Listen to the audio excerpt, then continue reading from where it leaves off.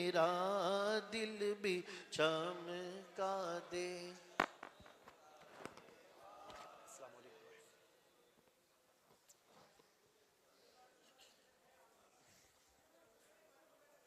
तशरीफ रखिए। चमक तुझसे पाते हैं सब पाने वाले, रहेगा यूं ही उनका चर्चा रहेगा। रहे बोलिए, रहेगा यूं ही उनका चर्चा रहेगा। पड़े खाक हो जाए जल जाने वाले, मेरा दिल भी। और अकीदे का शेर, तू जिंदा है वल्लाह, तू जिंदा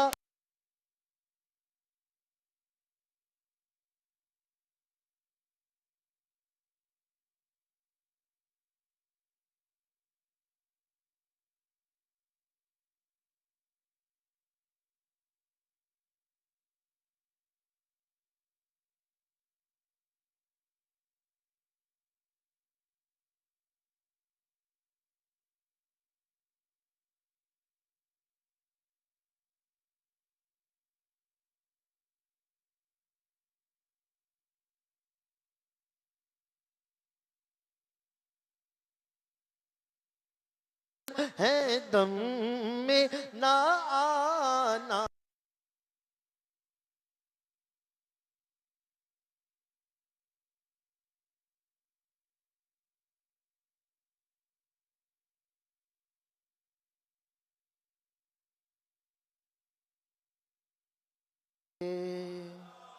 और मोहब्बत से बोलिए। तो आइए, अल्हम्दुलिल्लाह हमें जिनका इंतज़ार था हज़रत तशरीफ़ ला चुके हैं।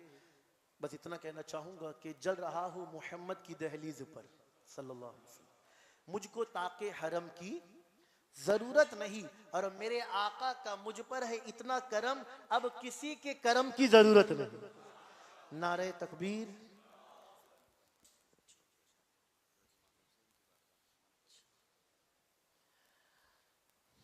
हज़रत के हुक्म पर आइए मनक़बत इमाम पाक पढ़ते हैं, मिल के पढ़े। सल्लल्लाहु अलैहि या रसूल अल्लाह वसल्लम अलैका या हबीब अल्लाह। तो हुसैन जैसा शहीद आज़म जहाँ में कोई हुआ नहीं है। हुसैन जैसा शहीद आज़म जहाँ में कोई हुआ नहीं है। छुरी के नीचे गला है लेकिन, छुरी के नीचे गला है लेकिन, किसी से कोई गिला नहीं है। छुरी के नीचे गला है लेकिन, किसी से कोई गिला नहीं है। हुसैन जैसा शहीद आज़म जहाँ में कोई हुआ नहीं है। ये बोले अब्बास ऐ सकीना, मैं पानी लाऊंगा खूब पीना। ये बोले अब्बास ऐ सकीना, मैं पानी लाऊंगा खूब पीना। कटे हैं बाजू छिदा है सीना, कटे हैं बाजू छिदा है सीना। अभी मेरा सर कटा नहीं है। हुसैन जैसा शहीद आज़म जहाँ में कोई हुआ नहीं है। छुरी के नीचे गला है लेकिन किसी से कोई गिला नहीं है।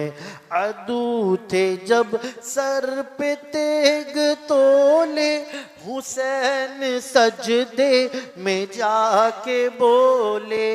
अदू थे जब सर पे तेग तोले, हुसैन सजदे में जाके बोले। मदीने वालों गवाह रहना, मदीने वालों गवाह रहना। नमाज मेरी कज़ा नहीं है, मदीने वालों गवाह रहना। नमाज मेरी और गरीब उम्मत की बेकसी पर हुसैन का सर कटा है। लेकिन गरीब उम्मत की बेकसी पर हुसैन का सर कटा है। लेकिन यजीद जैसे शकी के आगे, यजीद जैसे शकी के आगे हुसैन का सर झुका नहीं है। यजीद जैसे शकी के आगे हुसैन का सर झुका नहीं है। हुसैन जैसा शहीद आज़म जहाँ में कोई हुआ नहीं है। छुरी के नीचे गला है लेकिन किसी से कोई गिला नहीं है। करबला को करबला के शहंशाह पर नाज है, करबला को करबला के शहंशाह पर नाज है। उस नवासे पर मोहम्मद मुस्तफ़ा को नाज है सल्लल्लाहु अलैहि वसल्लम। और यूं तो लाखों सजदे किए मखलूक ने, मगर हुसैन ने वो सजदा किया जिस पर खुदा को नाज है। आइए मिलके नारे तकबीर की सदा बुलंद करें। नारे तकबीर, नारे रिसालत, मसलके आला हजरत, उलमाए अहले सुन्नत, नारे हैदरी, हक चार यार, इश्क मोहब्बत, इश्क मोहब्बत। हजारों साल नरगिस अपनी बेनूरी पे रोती है। डॉक्टर इकबाल के शेर में हजरत के नजर करूं कि हजारों साल नरगिस अपनी बेनूरी पे रोती है, बड़ी मुश्किल से होता है चमन में दीदावर पैदा।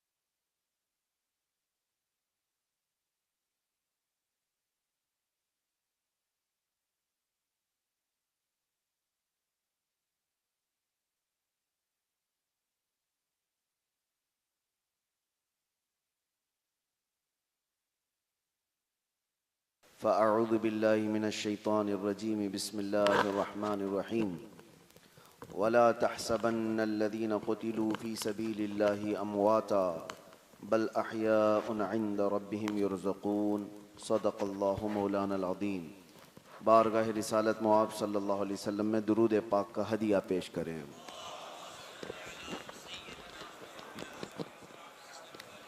अल्लाहुम्मा सल्लि अला सय्यिदिना व मौलाना मुहम्मदिन मअदनिल जूदी वल करम व आलिहि व अस्हाबिहिल किराम व इब्निहिल करीम व बारिक व सल्लिम सलातन दाइमतन सरमदन अबदा।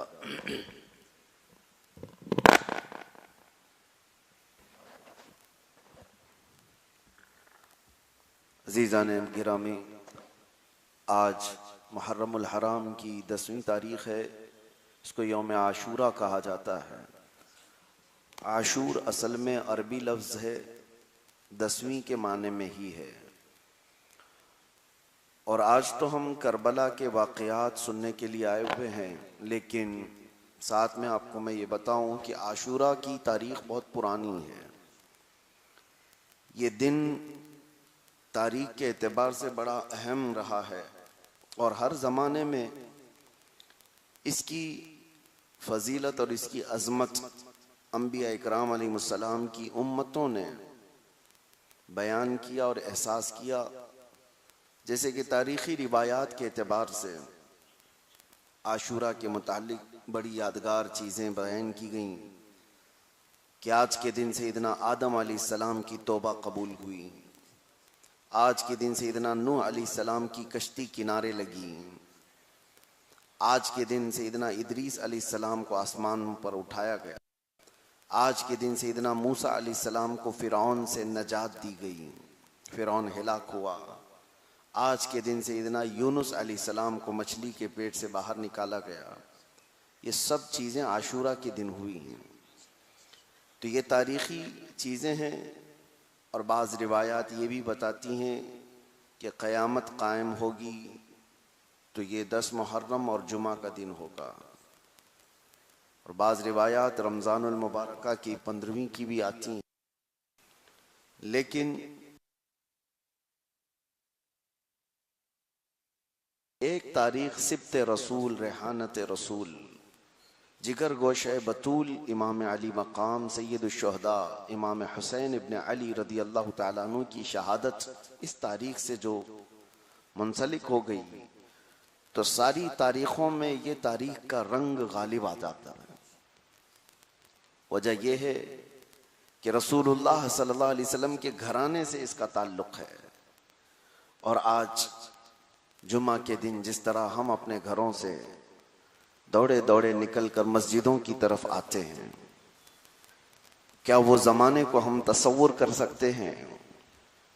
मुझे बात याद आती है कि मेरे कैद की हालत में सबसे ज़्यादा गम अगर कभी होता तो जुमा के दिन होता था। वजह ये थी कि हम जुमा को किस शान से अदा करते हैं, आपको अंदाज़ा है। आते हैं, जाते हैं, नमाजें पढ़ते हैं तो एक अलग कल्बी सुकून भी है और रूह ताज़ा होती है हर जुमा। और जुमा में मजमे के अंदर अल्लाह तबारक व तआला के फरिश्ते होते हैं, रिवायात बताती हैं। तो अंदर होता ये था कि ठीक 12 बजने से पहले बंद कर दिया जाता था। अगर 4 लोग भी नमाज पढ़ना चाहें तो भी नहीं था कि मुझे तन्हा अकेले को बंद कर दिया जाए। तो शिद्दत से इस बात का एहसास होता था कि सारा शहर अजानों से गूंज रहा है और मैं तन्हा बैठा हुआ हूँ। जोहर पढ़ करके खामोशी इख्तियार करते और कभी कभार बे इख्तियार फूट फूट करके आंसू निकल जाते। सिर्फ जुमा की याद आती। एक वक्त वो है कि मजमा इतना कसीर कि हम जुमा में जाते आते थक जाते, और एक ये दिन है कि हम पत्थरों पर बैठे हुए हैं बगैर किसी चीज़ के, और जुमा का वक्त है। ये तसव्वुर लर्जा देता था अंदर से कि इस वक्त खुतबा हो रहा होगा, इस वक्त सारी जमात सजदे में झुकी होगी, इस वक्त लोग सलाम के लिए खड़े होंगे और हम तन्हा। इस एहसास ने मुझे ये चीज़ याद दिलाई कि अल्लाहु अकबर, वो इमाम हुसैन का जुमा कैसा था जो करबला के मैदान में आपने अदा किया था। वो आखिरी जुमा था आपका, आशूरा का दिन, 10वीं मुहर्रम और जुमा। जाहिर सी बात है जब दोनों चीज़ें मिल जाएं, जुमा भी और आशूरा भी, तो उम्मत के अंदर एक और जज्बा पैदा होता है। आपको अंदाजा होगा कि इस तरह की चीज जब साथ में आ जाए, शब कदर भी आ गई और जुमा भी है, तो लोगों के अंदर एक उत्साह और बढ़ जाता है। आशूरा के दिन जुमा आ जाए, ये अक्सर होता नहीं, कभी कभार जुमा आशूरा को आए तो लोगों के जज्बात और ज्यादा हो जाते हैं। तो क्या हम ये एहसास कर सकते हैं कि उन मैदान और वो करबला के रेगजारों में इमाम हुसैन का चेहरा मुबारक धूल से हटा हुआ और कई दिनों के सफर से थका हुआ चेहरा अपने अहलो अयाल के साथ बीवियों और बच्चियों के साथ एक मुख्तसर सा काफिला, और जिसके सामने पूरे मैदान में जगह जगह अजानों की आवाज नहीं, तलवारों की आवाजें गूंज रही हूं, तीर बरसाते हुए खनखनाती हुई आवाजें आ रही हूं, और फिर चटेल सहरा और मैदान नजर आ रहा हो, तो कैसा एहसास होगा? हम तो निकम्मे लोग हैं, हम तो कमजोर लोग हैं, हमारी क्या हैसियत है? उस हुसैन आजम का मकाम तो ये है कि हर खतीब जुमा में उनका तज़किरा किया करता है, बगैर उन पर दुरूद भेजे किसी की नमाज भी नहीं है। हाँ, हर नमाज में आप बारगाह मुस्तफ़ा सल्लल्लाहु अलैहि वसल्लम में जब दुरूद भेजते हैं तो हुजूर की आल पर भी दरूद भेजना जरूरी है। सिर्फ सरकार सल्लल्लाहु अलैहि वसल्लम पर दुरूद हम नहीं भेजते। अल्लाहुम्मा सल्लि अला सय्यिदिना मुहम्मद व अला आलि सय्यिदिना मुहम्मद। हुजूर की आल पर दुरूद भेजे बगैर दुरूद भी कंप्लीट नहीं है। हर नमाज में खुतबा भी उस वक्त तक मुकम्मल नहीं जुमा का जब तक हुजूर पर और हुजूर की आल पर दुरूद न भेजे। सारी दुनिया हुजूर की आल पर दुरूद भेज रही है। मुझे बताओ, उस वक्त रसूल की आल में हुसैन आजम से बढ़कर कौन था? उस शहजादे से बढ़कर के कौन था? वो रसूल करीम सल्लल्लाहु तआला अलैहि वसल्लम की उन निशानियों में आखिरी चिराग थे जिनको मेरे आका ने चूमा था, बोसा लिया था। वो शहजादों में आखिरी थे। और उस वक्त ये उम्मत के हालात कैसे थे? बुरा हो लालच का, बुरा हो तख्त सियासत का, बुरा हो इन हुकूमतों के अय्याशों का। जिस किसी के अंदर ये चीजें आ जाती हैं उसको अंधा कर देती हैं।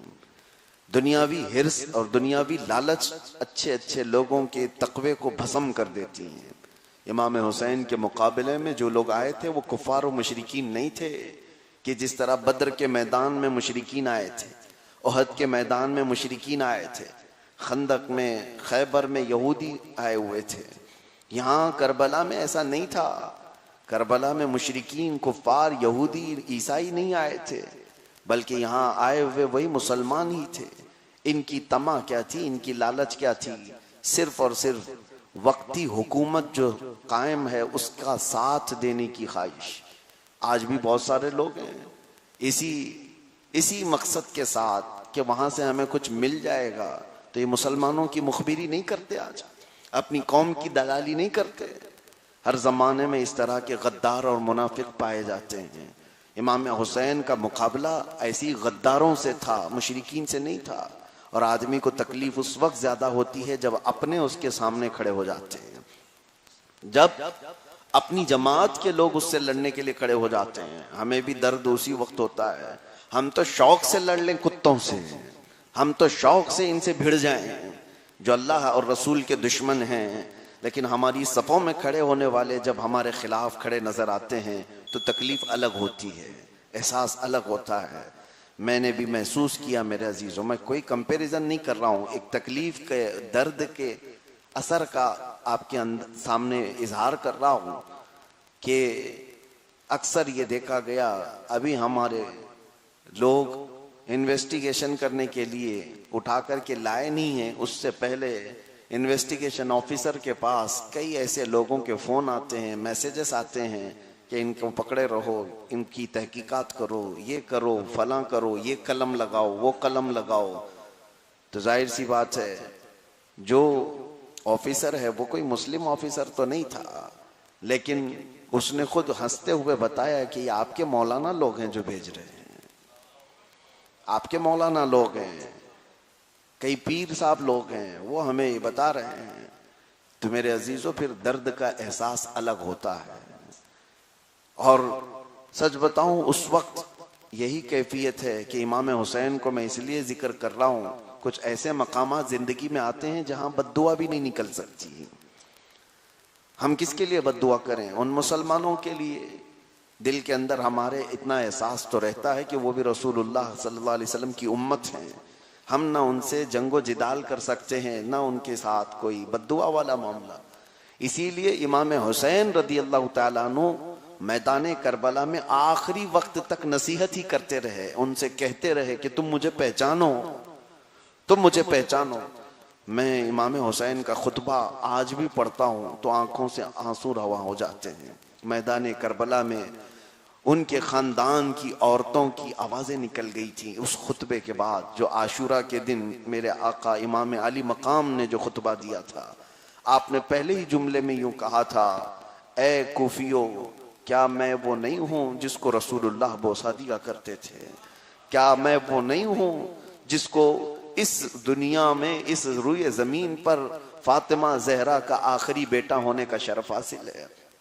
क्या मैं वो नहीं हूं कि मेरे बाप हैदर कर्रार और मेरे बाप के चचा अमीर हमजा, मेरे चचा जाफर तैयार, क्या मैं वो नहीं हूं कि खानदान रसूल से आज उनकी औलाद में से आखिरी हूं? सारी ये फजीलतें सरकार इमाम हुसैन गिनाते रहे। एक बात मुझे याद आती है, यजीद के दरबार में जब इमाम हुसैन का सर लाया गया था बाद में, शहादत के बाद, वहां एक यहूदी खड़ा था और उसने देखा कि ये मजमा और ये सारी चीजें, तो उसने देख करके यजीद के दरबार में बेसाख्ता कहा था कि सुनो, मैं मूसा अलैहिस्सलाम की औलाद में से हूं। कहा, मैं मूसा अलैहिस्सलाम की औलाद में से हूं। मेरे और मूसा अलैहिस्सलाम के बीच में 70 पुश्ते हैं, 70 पीढ़ियों के बाद मैं हूं, लेकिन उसके बावजूद मेरी पूरी कौम सबसे ज्यादा मेरी इज्जत करती है, इसलिए कि मूसा अलैहिस्सलाम की औलाद में हूं। और ये तो अजीब बात है कि रसूलुल्लाह का डायरेक्ट नवासा तुम्हारे पास कत्ल करके लाया गया है। अजीब कौम है। कुल मिला करके मेरे अजीजों, इसका खुलासा ये निकलता है कि लालच, हिर्स और दुनियावी तमा एक ऐसी चीज है जो इंसान को अंधा कर देती है। वो क्या कर रहा है उसे उसको इसका कोई एहसास नहीं होता। दुनियावी एक हिर्स और इतनी खतरनाक चीज है। कल ही मैं जिक्र कर रहा था, हमारे अजीज हजरत मौलाना खालिद अय्यूब साहब, उन्होंने मुझे बयान किया कि यूपी में 2 भाइयों का झगड़ा था एक जमीन के लिए और सुलझ नहीं रहा था। फिर फैसला आया एक भाई के हक में, छोटे भाई के हक में, और बड़े भाई ने क्या किया, जा करके जो मकामी लीडर थे जालिम किस्म के वहां पर मौजूद हैं, गुंडे लोग तो राज करते हैं, उनको जा करके उसने ये कहा कि मुझे सपना आया था कि इस जमीन पर एक मंदिर था जिसको पुराने पुरखों ने खत्म किया था और उसको वरगलाया, और अभी सुनने में ये मिलता है कि उस जमीन को कब्जे में ले लिया गया और वहां मंदिर बना दिया गया। एक भाई ने अपने भाई की जमीन को खत्म करने के लिए किसका सहारा लिया, किस तरह की हरकत की। इसीलिए मैं कहता हूं, जब हिर्स और दुनिया की तमा आती है तो आदमी अंधा हो जाता है। वो क्या कर रहा है उसे खबर ही नहीं है, किसके पास जा रहा है उसे खबर ही नहीं है। आप हमेशा इस बात का लिहाज रखें, हुसैनी हो तो आप डटकर मुकाबला करेंगे और अपनी जीत के लिए कभी जालिम कुत्तों की मदद नहीं लेंगे। आप अगर जवां मर्द हैं तो मुकाबला करें, लेकिन ये सूरत कभी आने न दें कि जालिमों की मदद की तुम्हें जरूरत पेश आए। और एक बात मेरे अहबाब और मेरे बच्चों से मैं हमेशा कहता था कि बहुत सारे ये दौड़ भाग करते थे कि आप अंदर हैं, कैद में हैं, बाहर आ जाएं, जल्दी आ जाएं। मेरे बिरादर गिरामी वो भी आए थे, तब मैंने कहा था एक दुआ हमेशा ये भी करता हूँ कि आप लोग कोशिश जो भी कर रहे हैं करते रहें, लेकिन मेरी इतनी तमन्ना है अल्लाह की बारगाह में कि मौला, मैं इस जुल्म से आजाद हो तो कभी किसी जालिम काफिर की मदद लेने की नौबत ना आए, ताकि हमारे सर पर जिंदगी भर का किसी ऐसे का एहसान ना हो और आपको ऐसों के सामने जाकर के झुकने की जरूरत ना हो। अल्लाह तबारक व तआला ने उसकी लाज रख ली। मैं ये बात इसलिए अर्ज कर रहा हूं कि हम तकलीफ में भी आए तब भी ऐसी जगहों पर नहीं जाते जहां हमारी इज्जत पर दाग लगे, और सिर्फ यहाँ लोग आपसी दुश्मनियों में कहां से कहां तक पहुंच जाते हैं। सिर्फ अपने हसद में लोग किसका किसका इस्तेमाल करते हैं। अक्सर लोग हमारे मोहल्लों में, हमारे इलाकों में जो परेशान हाल हैं, वो किसकी वजह से? वो मुखबिरों की वजह से। वो लोगों को, डिपार्टमेंट को हमारी खबरें देने वाले कोई और लोग नहीं है। हर इलाके में आज टिप्पर लोग घूम रहे हैं, 500 रुपये के लिए अपना जमीर बेचते हैं, चंद टकों के लिए अपना ईमान बेचते हैं, और इनको ये लगता है कि मैं फला ऑफिसर से बहुत करीब हूं। कोई करीब नहीं, थोड़े दिन की बात हो कि तुम पर भी वो हाथ डालेंगे, तुम खुद भी जाओगे। बहरहाल इमाम हुसैन इमाम आली मकाम के आखिरी उस सफर पाक के बारे में आज अर्ज करता हूं कि हुआ ये था कि मक्का मुकर्रमा में सरकार सैयदना इमाम आली मकाम जलवा फिगन थे, और हालात इस तरह के चल रहे थे कि जगह जगह यजीद अपने जोर और जबरदस्ती के साथ लोगों से बैत ले रहा था। हमारी हुकूमत को मानो नहीं तो मार दिए जाओ। हाँ, डेमोक्रेसी नहीं है। और ऐसे कि किसी को पैसे की लालच दे दें या तो फिर अंदर डालने की धमकी दे दें, जो आज तक चला आ रहा है। मानो हमें, नहीं तो फिर आपको अंदर कर दिया जाएगा। तो ये यजीदी दौर हर जमाने में दिखाता है, लेकिन वो ज्यादा चलता नहीं। इंशाअल्लाह आज के यजीद भी बहुत जल्दी खत्म होंगे, इंशाअल्लाह बहुत जल्दी। वक्त आ चुका, जुल्म एक लिमिट तक पहुंचता है, उसके बाद नीचे आना ही है।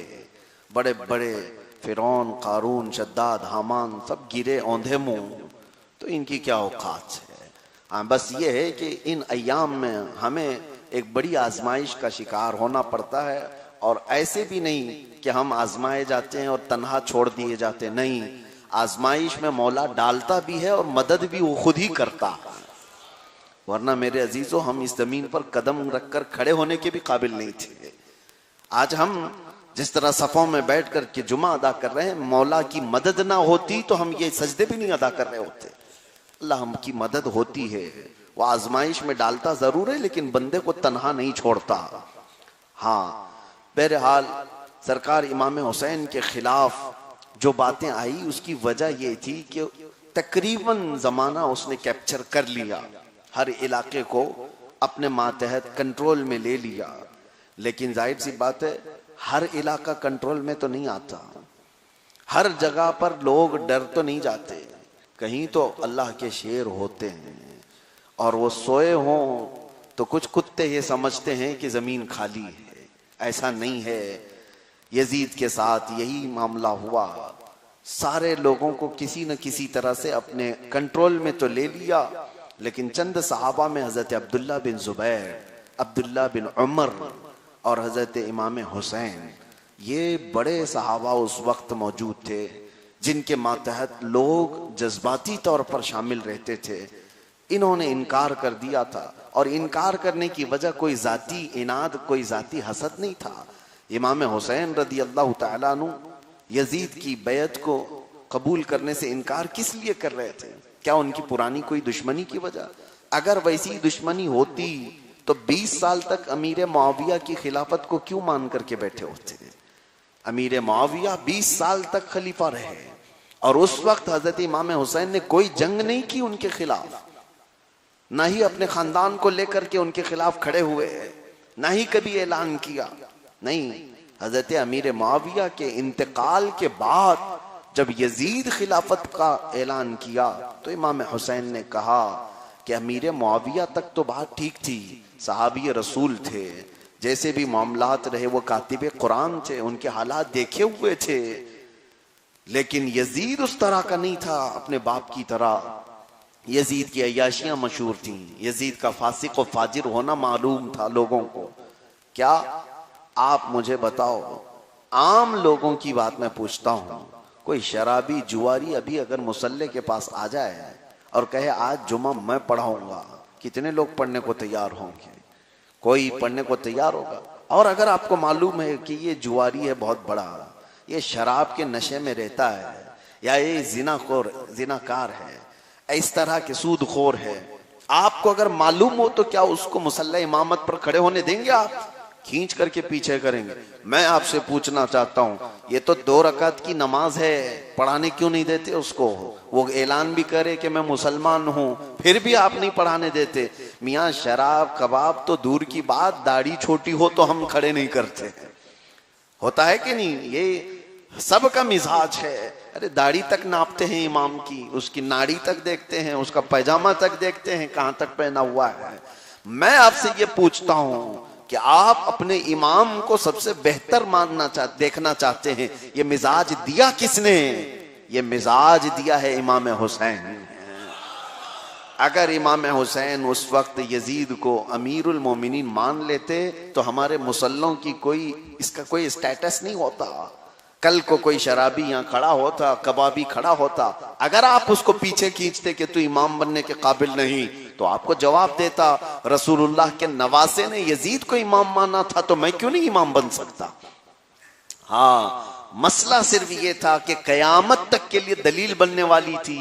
लोगों को लगता है एक छोटा सा वाकया हो गया, करबला जो है वो आपस में लड़ाई हो गई, कत्ल गारत हो गया। नहीं, कयामत तक के लिए एक मिशाले राह बनने वाली चीज थी, और सबके लिए आइडियल इमाम हुसैन की जात थी। इमाम हुसैन का हल्का सा भी कदम इधर से उधर करना आने वाली नस्लों के लिए दलील बन जाता।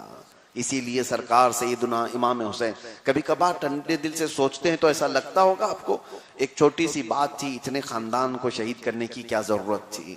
पूरे खानदान को करबला के मैदान में, वहां के रेगजारों में, तपते हुए सहराओं में ले जाने की क्या जरूरत थी।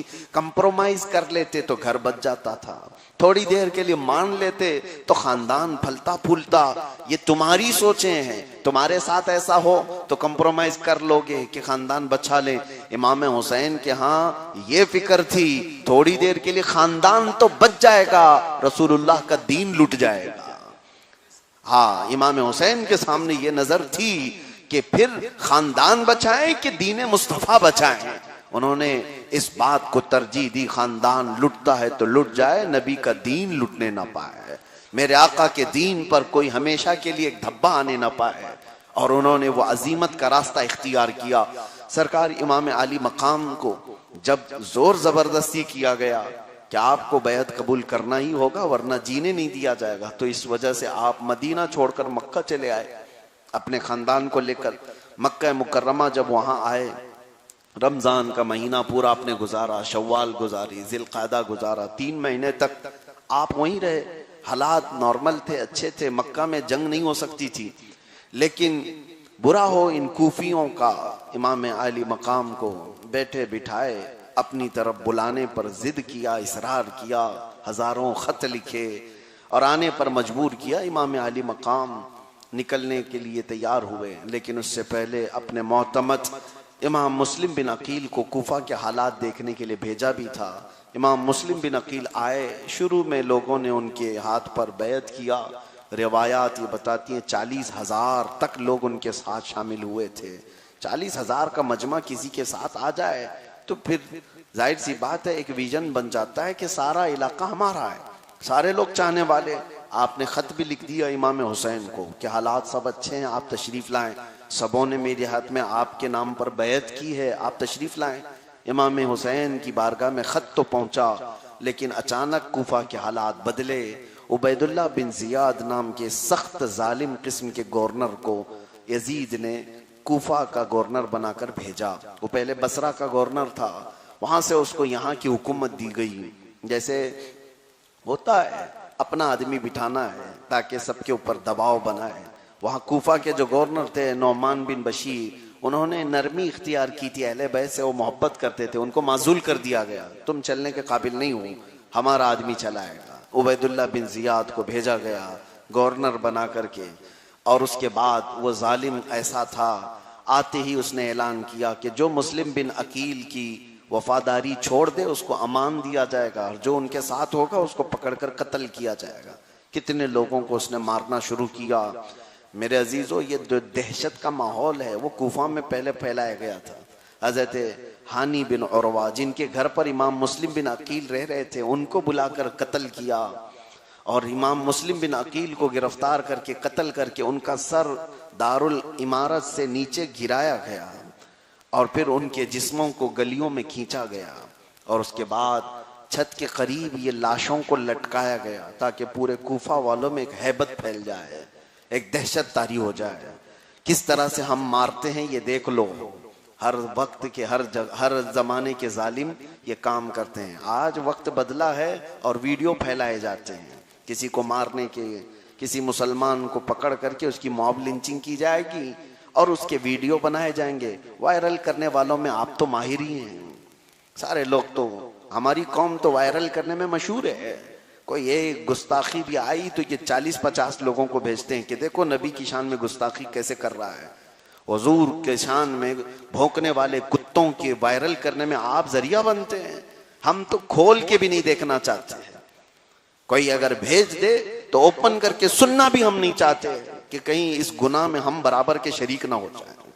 पता चला है कि कभी कोई जालिम ने भौंका है। आप मुझे ये बताओ कि कोई अगर तुम्हारे मोबाइल में वायरस भेज दे और तुमको बता दे कि एक वायरस नया आया है, मोबाइल पूरा हैक कर देगा, मोबाइल पूरा तुम्हारा हैंग कर देगा और फैला हुआ है, लिंक भेजी जा रही है, सबको पता हो, मुझे बताओ क्या उस लिंक पे क्लिक करोगे? डर लगता है कि मोबाइल कहीं हैक ना हो जाए या हैंग ना हो जाए। तुम्हारे मोबाइल की तो तुम्हें फिक्र है कि कोई वायरस मेरे मोबाइल के अंदर ना आ जाए, लेकिन हुजूर पाक की शान में गुस्ताखियां, मुसलमानों के खिलाफ होने वाली साजिशों की वीडियोस, ये सब चीजें आती हैं तो शौक से खोल के सुनते क्यों हो, देखते क्यों? तुम्हें खुद पता है कि तुम कुछ कर नहीं सकते, बस ये है कि तुम्हारे दिलों के अंदर एक दहशत पैदा होती है, नर्वसपन आता है, नाउम्मीदी आने लगती है। अरे इतने हालात खराब हैं तो फिर मुझे भी बदलना होगा। कल से तुम टोपी छुपाने लग जाओ, कल से तुम दाढ़ी छुपाने लग जाओगे, हालात बहुत बुरे हैं। पूछा आपने किसी नौजवान से, कहाँ हालात बहुत बुरे हैं? अरे नहीं देखा नहीं आपने वीडियो कैसे मार रहे हैं ट्रेन में? अच्छा तुमने वीडियो देखा और तुम्हारा ईमान बदल गया, तुमने ये वायरल चीजें देखी और तुम्हारा जमीर बदल गया। ये जालिम कुत्ते करते ही इसलिए हैं कि तुम्हारे दिलों के अंदर दहशत पैदा हो जाए, तुम इस हैबत में जीते रहो। इसीलिए मेरे अजीजों, पहले के बुजुर्गान दीन इन तमाम चीजों की तरफ तवज्जो नहीं करते थे। सैयदना खालिद बिन वलीद रज़ियल्लाहु तआला अन्हु का एक मंशूर था जंगों के हालात में, पता है बहुत सख्त थे वो इस मामले में। वो ये कहते थे कि जब तक हम वतन वापस ना आए, कितने शहीद हुए ये बताने की भी जरूरत नहीं, कौन कौन कत्ल हुआ, कौन कौन शहीद हुए हमारे सिपाहियों में, वो ऐलान करने की भी जरूरत नहीं। आप इस बारे में सख्ती करते थे, वजह यह थी कि तुम्हारे दिलों के अंदर कहीं नर्वसपन ना आए कि फलां साथी भी चला गया, फलां भी चला गया। नहीं मेरे अजीजों, जवां मर्दी के भी कुछ उसूल हुआ करते हैं। आज के इन हालात पर मुझे तंबी करना है, इसलिए मैं बीच में रुक करके कह रहा हूं, इस तरह की चीजें तुम वायरल ना करो। जालिम को मदद होती है, उसके मिशन में और फरोग मिलता है उसे। वो चाहते यही हैं कि तुम फैलाओ और तुम्हारे दिलों में दहशत तारी हो जाए। सैयदना इमाम मुस्लिम बिन अकील की लाश को दारुल इमारा पर लटका करके सारे कूफा वालों को दिखाया जाता रहा कई दिन तक, और वो कूफी थे बुज़दिल, तो डर और बैठ गया और डर बैठ गया। अब तो वो इमाम हुसैन को लिखे हुए खत भी उनको याद नहीं, कितने खत लिखे थे हजारों की तादाद में, वो सब उन्हें याद नहीं। और वक्त ये भी आ गया क्या वो यजीद की वफादारी में उछल कूद करने लगे। हाँ हालात बदल गए तो दिल भी बदल गया, हालात नजारे बदल गए तो नजरें भी बदल गई, होता है यही। और इमाम हुसैन रदी अल्लाह ताला अन्हु इधर मक्का से निकलने को तैयार हैं, उधर इमाम मुस्लिम की शहादत हो चुकी। इमाम हुसैन को इस बात का पैगाम नहीं आया था, कोई खत नहीं आया था कि हज़रत इमाम मुस्लिम बिन अकील का इंतकाल हुआ या उनकी शहादत हुई। बहरहाल जब निकल रहे थे तो कई लोगों ने रोका इमाम अली मकाम को कि आप न जाएं। रिवायात मौजूद हैं, फरजदक शायर एक बहुत बड़ा अरबी शायर है, उसने कहा इमाम अली मकाम से कि आप जा तो रहे हैं कूफा, लेकिन एक बात मैं आपको बताऊं कि उनके दिल आपके साथ हैं, लेकिन उनकी तलवारें बनु उमैया के साथ हैं, उनकी तलवारें यजीद के साथ हैं। वो कहते कुछ और हैं, करते कुछ और हैं। आप ना जाएं अपने बच्चों को लेकर। लेकिन इमाम हुसैन के सामने एक मिशन था कि उन्होंने ये लिख करके भेजा था कूफा वालों ने कि अगर आप नहीं आएंगे तो हम यजीद की बैत करेंगे, और कयामत में अगर अल्लाह हमसे पूछ ले तो हम यही कहेंगे हमने बुलाया था, रसूलुल्लाह का नवासा आया नहीं तो हमने यजीद की बैत कर ली। इमाम हुसैन के लिए बड़ा सख्त मसला था। आपने कहा कि मुझे ये सारी चीजें रोक नहीं सकती, मुझे सफर करने दो। आगे बढ़ते हुए हजरत अब्दुल्ला बिन जाफर जो हजरत ज़ैनब के शौहर हैं, उन्होंने अपने 2 बच्चों को भेजा खत दे करके, बल्कि बाद में खुद आए बीच सफर में और कहा कि मैं अल्लाह का वास्ता देता हूं आप वापस चले आए, ये सफर आपके लिए मुनासिब नहीं है। इमाम अली मकाम ने उनकी बात को भी सुना और उसके बाद फिर सफर इख्तियार किया। कई मंजिलें तय होती रही, कई लोग इसमें शामिल होते रहे। शुरू में ये काफिला 82 लोगों पर था, 82 लोगों पर। फिर उसके बाद कई बदवी जो देहात के लोग थे, बीच के थे, सब शामिल होते रहे काफिले में। काफिला बढ़ता रहा। फिर एक मकाम ऐसा आया कि जहां एक खादिम आया कूफा से, मोहम्मद बिन अशास का गुलाम था।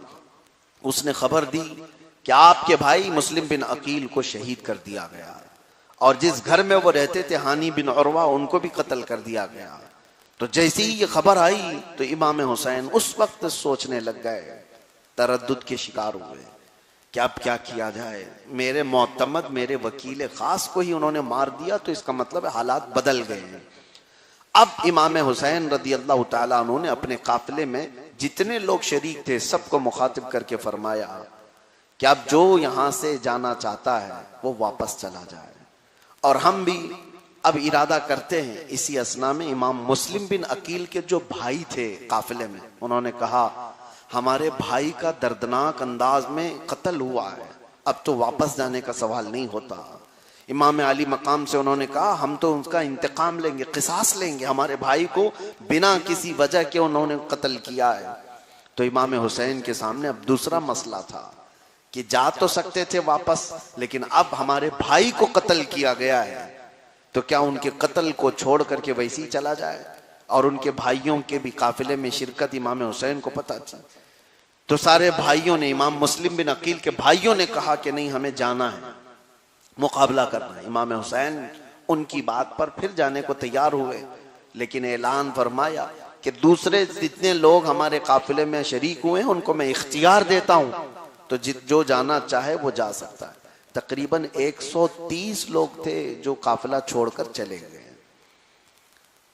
काफिले में तकरीबन 200 से ज्यादा लोग शामिल थे, लेकिन इस रास्ते में वो सारे लोग अलग हो गए। उन्होंने कहा अब हमारा क्या मसला है, अब वहां कत्ल हो रहा है कूफा में, तो हम कहां जाएंगे, छोड़ दिए।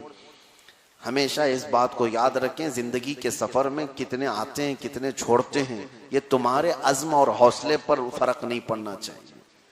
अल्लाह पर भरोसा हो तो तन्हा चलते रहो, हक के रास्ते में ये मामलात आते रहेंगे। कितने नए दोस्त बनते हैं और कितने अच्छे दोस्त छोड़ के जाते हैं, कितने हमारे अजीजों का इंतकाल होता है और बहुत सारी चीजें, हमारा मिशन हिल जाता है। लेकिन ये तमाम चीजें तुम्हारे अजीमत और तुम्हारे अज़्म को जलजला नहीं देना चाहिए। इमाम अली मकाम ने देखा कि तकरीबन 130 लोग चले गए वापस, और रिवायात में है कि सिर्फ 72 लोग बचे रहे, और बाज रिवायात में है सिर्फ 82 लोग बचे रहे, जिसमें 22 लोग सिर्फ आपके खानदान के थे। इमाम हुसैन रदी अल्लाह ताला अन्हु के भाई, इमाम हसन के बच्चे और हजरत अकील के बेटे, हजरत अली करमल्लाहु वजहुल करीम के और दूसरे बेटे, इमाम हुसैन के भाई भी थे, बेटे भी थे, भांजे भी थे, भतीजे भी थे। यही 22 लोग खानदान अहले बैत से थे। सफर चला, अब कूफा की तरफ जा रहे थे। बीच रास्ते में एक लश्कर करीब आता हुआ नजर आया। ये पहला लश्कर था वो हुर बिन यजीद तमीमी का। हुर बिन यजीद एक सिपह सालार, कूफा से वो 1000 का लश्कर लेकर के बीच रास्ते में आया और इमाम हुसैन रदी अल्लाह ताला अन्हु को सलाम किया और कहा कि आप किस तरफ का इरादा किए हुए हैं। इमाम हुसैन ने अपना मुद्दा बयान किया और इमाम हुसैन ने कहा अब हम जंग के लिए नहीं आए हैं। इमाम हुसैन की इस बात को सुनकर हुर बिन यजीद ने कहा हमको तो भेजा गया आपको गिरफ्तार करके कूफा लाने के लिए। हमारे गवर्नर उबैदुल्लाह बिन जियाद का हुक्म है कि आपको कूफा की तरफ ही लेकर के चलूं और आपको किसी न किसी तरह से गिरफ्तार करके कूफा लाया जाए, लेकिन मैं गिरफ्तार तो नहीं करूंगा, लेकिन आपको उसी रास्ते पर चलना पड़ेगा। तो जब इमाम हुसैन दूसरा रास्ता इख्तियार करते तो वो रोक देता, कहा नहीं इसी रास्ते पर आपको चलना होगा। मैं बेड़ियां पहना कर गिरफ्तार करके नहीं ले जाऊंगा, लेकिन आपका काफिला तो कूफा की तरफ ही चलेगा। वो जोर जबरदस्ती ये 82 लोगों को 1000 का लश्कर घेर करके एक ही तरफ चलाता था। और ये सफर थोड़ा थोड़ा चलता रहा 3 दिन तक। उसके बाद एक जगह पड़ाव कर लिया इमाम अली मकाम ने, और ऐसी जगह पड़ाव किया जहां दरियाए फुरात करीब था। लेकिन हुर बिन यजीद को हुक्म था कि हुसैन जहां रुके इस बात का हमेशा ख्याल रखना कि खाने पीने की कोई जगह आसपास नहीं होनी चाहिए। तो हुर बिन यजीद ने इमाम अली मकाम को फुरात से दूर रखा और आसपास सब घेराबंदी की। इमाम अली मकाम वहां पर उतरे, और जैसे ही उतरे तो आपने लोगों से पूछा इस जगह का नाम क्या है? तो लोगों ने कहा इस जगह को करबला कहा जाता है। तो आपने फौरन फरमाया हादा मौदअ करबला मनाखु रिकाबिना व महज्जु रिजालिना मक्तलु रिजालिना। आपने कहा मैंने सुना है यही वो जगह है जहां हमारे सवारियों के बैठने की जगह और हमारे जवानों के कत्ल होने की जगह, यही वो जगह है। मैंने कल भी अर्ज किया है मेरे बयान में कि ये शहादत इमाम हुसैन करबला का वाकया ये अचानक सडनली होने वाली चीज नहीं है। जब इमाम हुसैन 6 महीने के थे तभी रसूलुल्लाह ने बताया था कि मेरा ये बच्चा शहीद होने वाला है, मेरी उम्मत इसको कत्ल करने वाली है। सब सहाबा जानते थे सरकार इमाम हुसैन को उम्मत शहीद करेगी, कत्ल करेगी, ये सब मशहूर था। और इमाम अली मकाम उतरते ही कहते हैं कि ये वो जगह है जो हमारे सवारियों के बैठने की, बांधने की जगह और हमारे जवानों के कत्ल होने की जगह। उसके बाद ये 7वीं मुहर्रम के करीब दिन था, इमाम अली मकाम वहां पर मौजूद हुए। तो इसके बाद से जो रिवायात बताती हैं कि अब आपके खीमों की तरफ पानी वगैरह सब बंद कर दिया गया था। यही वो दिन थे जब आपके खीमों की तरफ पानी का जाना बंद कर दिया गया। और उसके बाद इमाम अली मकाम वहां पर ऐसा नहीं है कि खामोश जंगें चालू हैं। हुर बिन यजीद इतना तो था उसके दिल में कि जब इमाम हुसैन के यहाँ अजान होती, जमात होती, तो उनके पीछे नमाज भी पढ़ी जाती थी। इमाम एक ही था, पूरे मुक्तदी पीछे एक ही इमाम के, यजीद की तरफ से आए हुए भी, हुसैन की तरफ से आए हुए भी, सबकी जमात एक ही होती थी और इमाम हुसैन ही थे। और करबला के मैदान में जालिमों ने इस चीज को महसूस किया था कि इमामत के काबिल तो यही हैं, लेकिन लालच का बुरा हो, अमीरुल मोमिनीन ये नहीं बन सकते। बहुत सारे लोग इस फितरत में जीते हैं, उन्हें पता है हक क्या है, उसके बावजूद तस्लीम नहीं करना चाहते। हक उन्हें पता रहता है कि ये हक है, उसके बावजूद वो खड़ा होना नहीं चाहते। ये फितरत यजीदियों की थी। हुआ ये कि सरकार सईदुल शुहदा इमाम अली मकाम नमाज भी पढ़ाते रहे, जिक्र अस्कार भी होता रहा, खीमों में सब्र और रजा की तालीम भी दी जाती रही, बच्चियों को तलकीन भी की जाती रही। ये रिहर्सल चल रहा है, तरबियत दी जा रही है, एक बड़े मिशन की तरफ जाना है। और जाहिर सी बात है खानदान नबूवत के इन बच्चों की तरबियत कैसी हुई होगी जिनको बचपन में बताया गया था कि तुम्हें शहादत पाना है। जिन बच्चों को बचपन में बता दिया जाए कि तुम्हारा कत्ल होगा, तुम्हारी शहादत होगी, तो उनकी तरबियत भी उसी अंदाज से हुई होगी। उनके दिलों में तवक्कुल भी भरा होगा, ईमान भी भरा होगा, यकीन भी भरा होगा। इसी तरह से तवक्कुल यकीन के साथ इमाम हुसैन मैदान में खड़े हैं।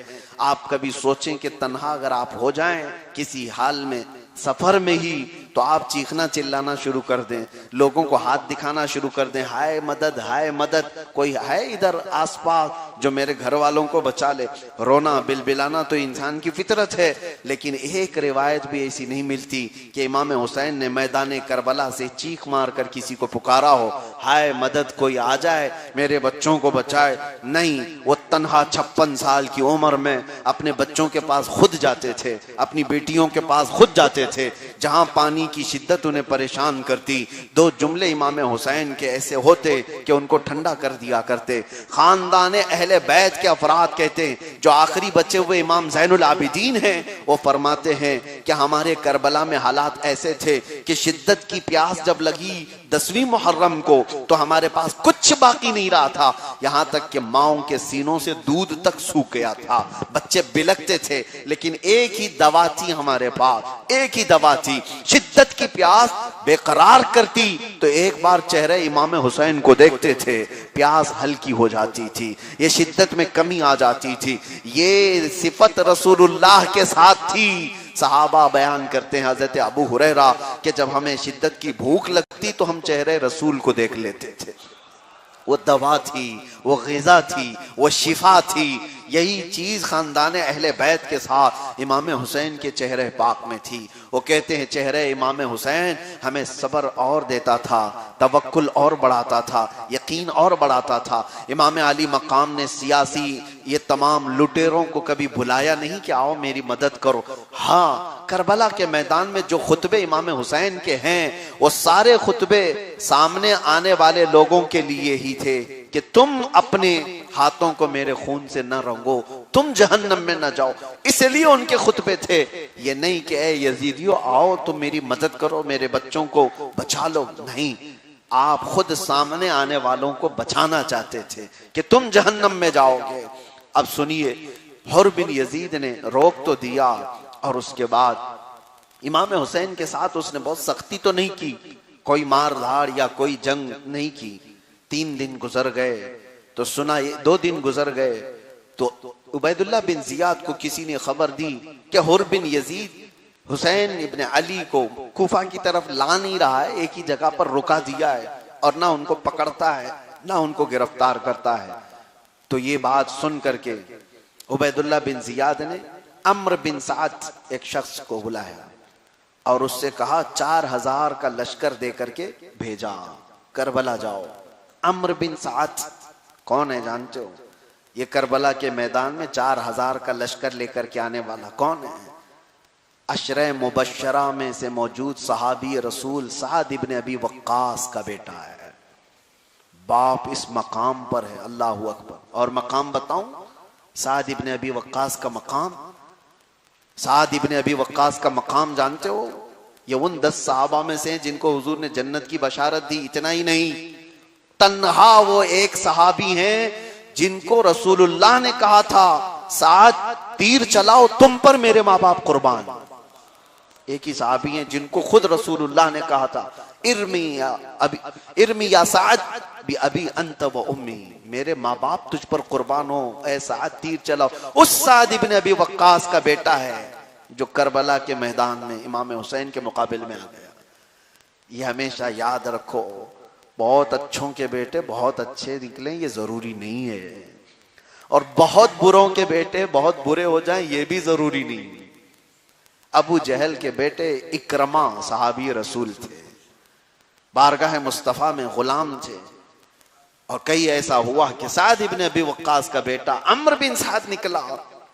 मंशाए इलाही है, बेटों को हमेशा ये ना देखें कि बड़े बाप का है, बड़े बाप का है तो जरूरी नहीं है कि वो बड़ा ही होगा।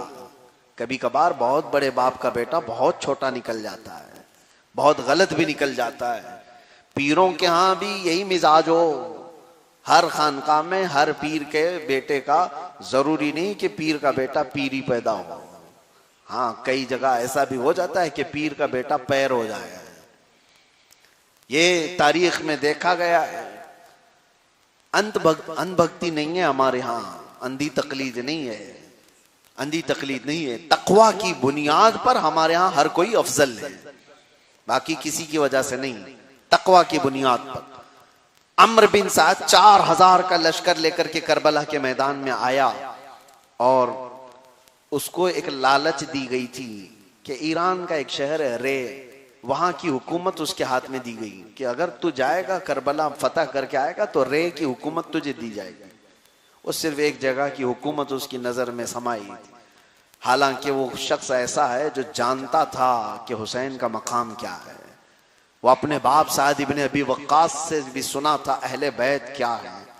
क्या इसको नहीं पता था कि रसूलुल्लाह अपने कंधों पर सवार करते थे, रसूलुल्लाह उनको सूंघा करते थे, रसूलुल्लाह ने फरमाया जन्नती जवानों के सरदार हैं, सब पता था। लेकिन मैं ये कह रहा हूं सारी फजीलतें आंखों पर पट्टी डाल देती हैं, कभी दुनिया ऐसी गालिब आ जाती है, दुनिया ऐसी गालिब आ जाती है। अम्र बिन साद जब आया तो करबला में अब 5000 लोग हो गए। कितनों के मुकाबले में? 82 लोगों के मुकाबले में 5000 लोग हो गए। उसके बाद ये काफिले और ये लश्करों के आने का सिलसिला खत्म नहीं हुआ। उबैदुल्लाह बिन जियाद वो इतना गुर्राया हुआ था कि इमाम हुसैन को किसी भी हालत में जीतने नहीं देना है, या उनकी फौज को बढ़ने नहीं देना है, और ना ही उनको गलबा हासिल करने देना है। तो बढ़ाते बढ़ाते बढ़ाते अपनी फौज को 22,000 तक ले जाए। ये कोई तस्वुर में भी ला सकता है? हाँ, लेकिन हमेशा हक और बातिल की लड़ाइयां ऐसी होती रही। आज मैं आपको बताना चाहता हूं, जालिम हमेशा अपनी तादाद पर गुरूर करता है। बातिल हमेशा अपनी फौज पर इतराता है। उसको ये पता है कि मेरे पास बहुत बड़ी तादाद है, बहुत बड़ी फौज है। और यही हुआ कि करबला के मैदान में सिर्फ 72 लोगों को या 82 लोगों को घेरने के लिए 1000 भेजे थे, वो भी बहुत थे। 4000 भेजे, वो भी बहुत थे। उसके बाद तकरीबन 15-16 हजार और भेजे। ये कितनी बड़ी तादाद हो गई। 10वीं मुहर्रम तक रिवायात बताती है 22,000 लोग वहां मैदान में जमा हो चुके थे। 22,000 लोग। हाँ, ये इंसानी फितरत है कि जब वो इंतकामी जज्बे पर आता है तो चाहता है बड़ी से बड़ी ताकत से मैं मुकाबला करूं। और हमेशा ये देखने को मिला है बातिल के अंदर एक खौफ अंदरूनी हमेशा रहता है, हक का खौफ हमेशा रहता है। उसे पता है कि हुसैन अकेले हैं, बगैर जामाने जंग के आए हैं, हथियार कम है इनके पास, खानदान छोटा है, बच्चे हैं, बीवियां हैं, औरतें हैं। जंग के लिए आने वाला छोटे बच्चों को, दूध पीते बच्चों को लेकर के तो नहीं आता। उनको पता है। उसके बावजूद एक अंदरूनी खौफ है कि अकेले को हम गिरफ्तार भी नहीं कर सकते।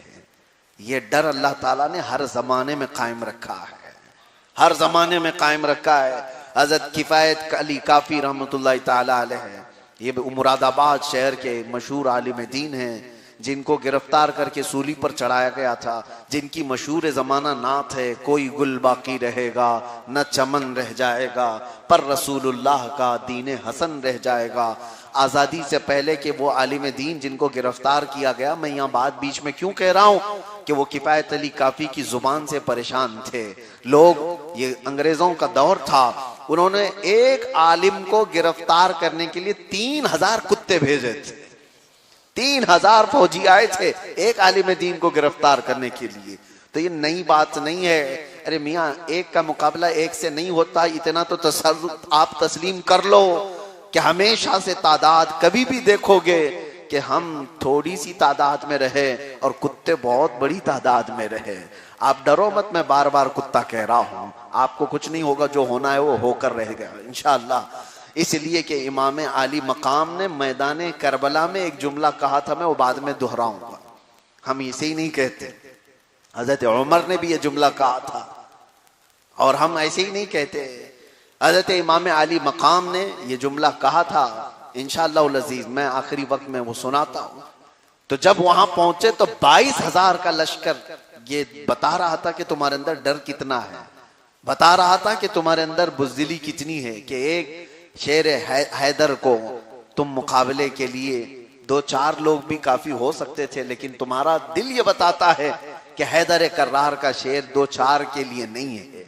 और ये मिजाज दिया गया है उम्मत को। देखें, अल्लाह तबारक व तआला ने करबला के मैदान में क्या इमाम हुसैन की मदद नहीं की? मदद है। आज तक जो ये जिंदा है ना करबला, ये इमाम हुसैन की मदद ही है। जंगें बहुत हुई, लेकिन ईमान को ताजा करने वाली जंग वो करबला की है। उसमें असर आज भी है कि वो पुरानी नहीं होती। क्यों इतनी तवज्जो से सुन रहे हो? क्या पहली बार करबला सुन रहे हो? बचपन से सुन रहे हो? फिर तवज्जो से क्यों सुन रहे हो? इसलिए कि करबला को अल्लाह ताला पुराना होने नहीं देता, हर वक्त इसकी लज्जत जदीद है। मैं एक बात यह कह रहा हूं कि अल्लाह ताला ने उस मैदान करबला में जो ये अपनी कुदरत का इजहार किया, फरमाया 22,000 लोग आए। कभी क्या होता है मालूम है, तादाद जो बड़ी आती है वो अजमत शान के लिए होती है।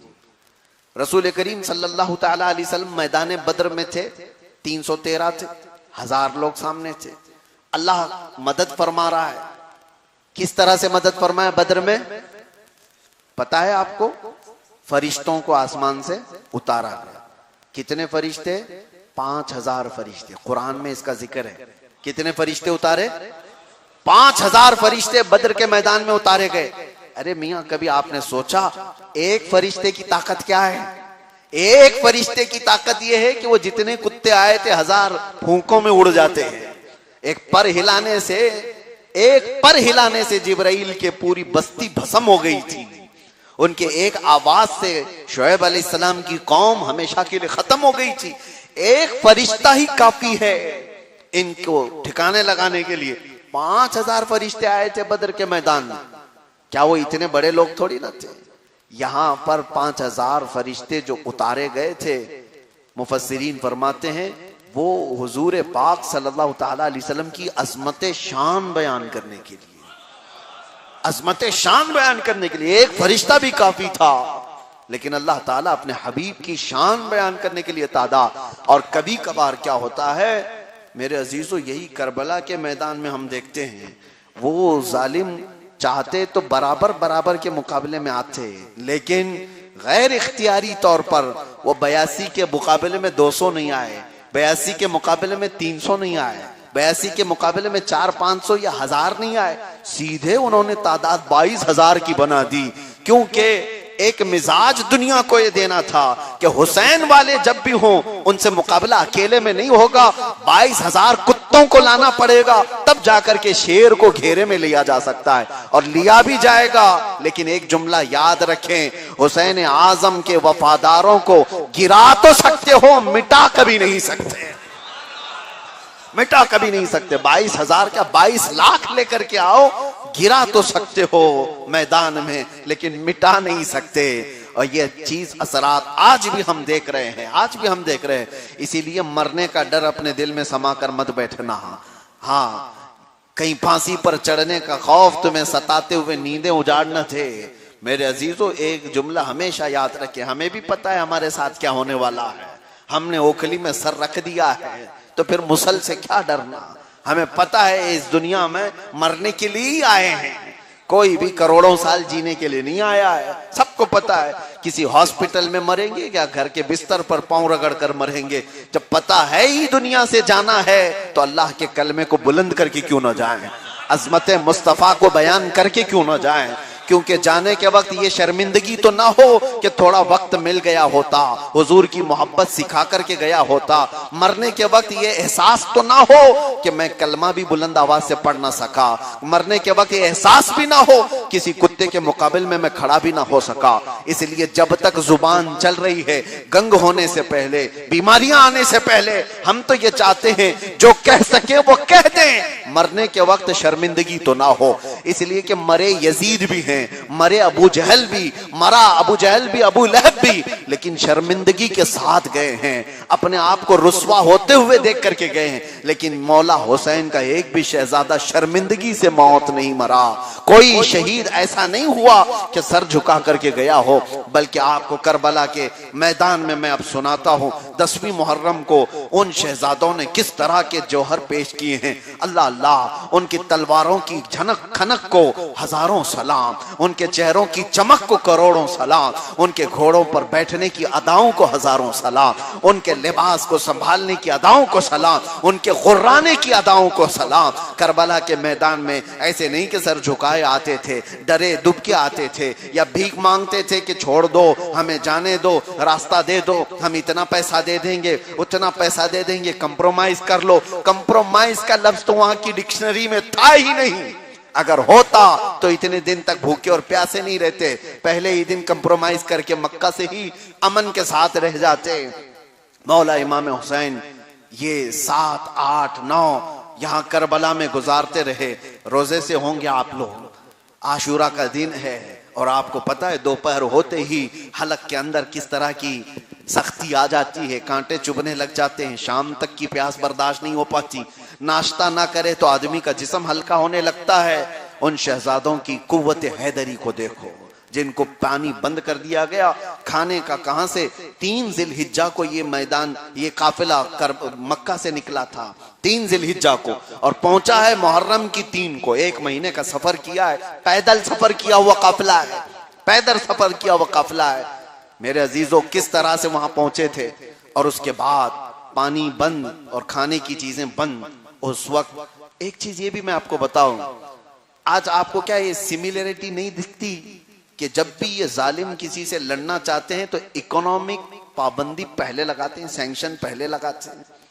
10 साल पहले ही बैन करो, इराक को भी यही किया गया था, क्योंकि डायरेक्ट लड़ना नहीं है अमेरिका को, पहले सैंक्शंस लगाओ, इनके पास खाना पानी सब नहीं आएगा, सारी कंट्री तिजारत नहीं कर सकती, इनका तेल दूसरी जगह नहीं बेचा जाएगा, ये सारे सैंक्शन। यानी ये मिजाज यजीदियों का पहले से रहा है कि यानी हक जमात को डायरेक्ट नहीं मार सकते, भूखा रखो पहले, प्यासा रखो पहले, इनके बच्चों को तड़पाओ पहले, बाद में अरे जवां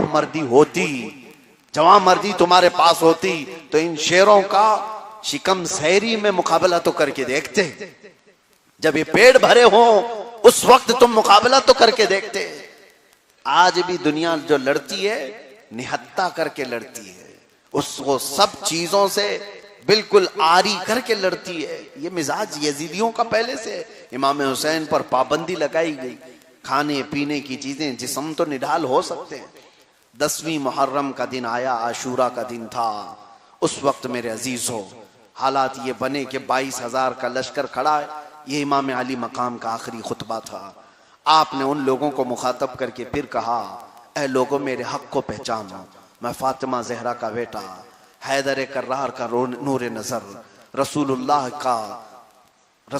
का वो सिफ्त, वो नवासा जो उनके कंधों पर सवारी किया। मेरे नाना ने मेरे मुतालिक क्या कहा वो तुम सबको खबर है, हदीसें तुमने भी सुनी हैं। क्या आज मेरा खून तुम्हारे लिए हलाल हो गया? फिर 2 थैले खतों के निकाल करके आपने सामने रखे, कहा क्या ये खत तुम लोगों के भेजे हुए नहीं है? फलां बिन फलां का नाम है, मोहर के साथ है, ये कूफियों के सरदार लोग हैं, फलां कबीले का सरदार, कहाँ है वो? क्या ये तुम्हारे लिखे हुए खत नहीं है? क्या तुम लोगों ने अल्लाह और रसूल का वास्ता दे करके मुझे नहीं बुलाया है? कूफियों के सामने ये आखिरी खुतबा इमाम हुसैन का दिल दहला देने वाला था, लेकिन उन जालिमों पर उसका कुछ असर नहीं हुआ। उसके बाद इमाम अली मकाम ने जैसी ये कहा, ये एक रात पहले का खुतबा था गालिबन, तो आपने वो थैले वगैरह सब रखे, तो उस वक्त इमाम अली मकाम ने एक जुमला कहा कि अब तुम खुद कबूल कर लो कि जन्नत में जाना है या जहन्नम में जाना है। हुर बिन यजीद वो तन्हा शख्स है जो 1000 का लश्कर लेकर के पहले ही आया था रास्ता रोकने के लिए। वो आता है बीच रास्ते में खड़े होकर, मैदान में खड़े होकर, इधर अम्र बिन साद से कहता है कि हुसैन की बात मान लो, हुसैन इब्ने अली जो कह रहे वो मान लो, उनके साथ जंग ना किया जाए। इमाम हुसैन को दिमश्क लेकर के चलो, यजीद के साथ बातचीत हो जाए, कोई तो हल निकले, जंग ना करो। अम्र बिन साद ने गुर्राया कहा, हुर बिन यजीद तुझे तो इमाम हुसैन को गिरफ्तार करने भेजा गया था, उनकी तरफदारी करने के लिए नहीं, तो उनकी हिमायत में बात कर रहा है। तो हुर बिन यजीद जो 1000 सिपाहियों का सिपाही सालार था, बीच मैदान में खड़े होकर उसने कहा, अम्र बिन साद जितने लोग तुम लोग आए हो कान खोल कर सुन लो, ये सिर्फ जंग का मामला नहीं है, ये जन्नत और दोजख का मामला है। मैं तुम्हें छोड़ करके जा रहा हूं खीमे हुसैन की तरफ, इसलिए कि मुझे यही मैदान से नजर आ रहा है जहन्नम इधर है जन्नत उधर है। मैं जा रहा हूं, तुम रखो तुम्हारी फौज और तुम्हारे सारे मामलात। और हुर बिन यजीद एक रात पहले इमाम हुसैन के खीमे में आ गए और इमाम हुसैन की बारगाह में आकर के कदमों में गिरकर कहा कि मौला मुझे माफ फरमाए, मैंने आपका रास्ता रोका, मैंने आपको यहां उतरने पर मजबूर किया, मैंने आपको काफिले से रोका, आज अल्लाह ने मुझे हिदायत दी, मुझे अपने गुलामों में शामिल फरमा। वो सखी घराना ऐसा था कि कभी किसी को अनदेखा नहीं किया, मुकाबिल में आने वाले को भी सीने से लगाया। हुर बिन यजीद का पुरतकबा खैर मकदम हुआ। उसके बाद हुर बिन यजीद ने कहा, उस वक्त तक मैं घोड़े से नहीं उतरूंगा जब तक मैं अपनी जान न दे दूं। इसका कफारा यही है। इमाम अली मकाम ने कहा कि आ जाओ। हुर बिन यजीद ने कहा कि नहीं, मैं उस वक्त तक घोड़े की पीठ से नहीं उतरूंगा जब तक मेरे जिस्म के अंदर खून का आखिरी कतरा बाकी है और आपके साथ जंग हो रही हो। तो ये मैदान करबला के मामलात में पहले जाने वाला भी हुर बिन यजीद था। और तारीख ये बताती है, मैं यहाँ बताता हूँ, बहुत सारे लोग ये वाकयात तो बताते हैं कि इमाम हुसैन और उनके रुफ़क़ा और उनके साथियों को कैसे शहीद किया, किस तरह यजीदियों ने मारा, लेकिन कभी ये नहीं सुनते हुर बिन यजीद वो तन्हा शख्स है जिसने 200 यजीदियों को जहन्नम में पहुंचाया, 200 के करीब लोगों। क्या आप ये तस्वीर कर सकते हैं कि एक आदमी 200 को मारेगा, 200 को मारेगा? हाँ, तुम्हारे यहाँ ये सब फिक्शन वाली फिल्मों में हो सकता होगा, यहाँ पर दिखाई जाने वाली झूठी फिल्मों में हो सकता होगा, मगर रसूलुल्लाह के घर वाले और उनके वफादारों को अल्लाह ताला गैबी ताकत अता फरमाता है। मैं एक बात हमेशा कहता हूं, हुर बिन यजीद है कौन? कूफा का रहने वाला, आया कब? एक रात पहले, हुसैन के खीमे में एक रात पहले आने वाला, एक रात पहले कदमों में गिरने वाला। ताकत का हाल यह है कि 200 यजीदी मुकाबला करने के लिए तैयार नहीं, और उस वक्त 200 को मौत के घाट उतार दिया, फिर शहीद हुआ। लेकिन शहीद हुआ अपनी जगह पर, एक चीज छोड़ करके गया दुनिया में आने वाले इन सारे कच्चे बच्चों के लिए, एक रिवायत रकम करके गया।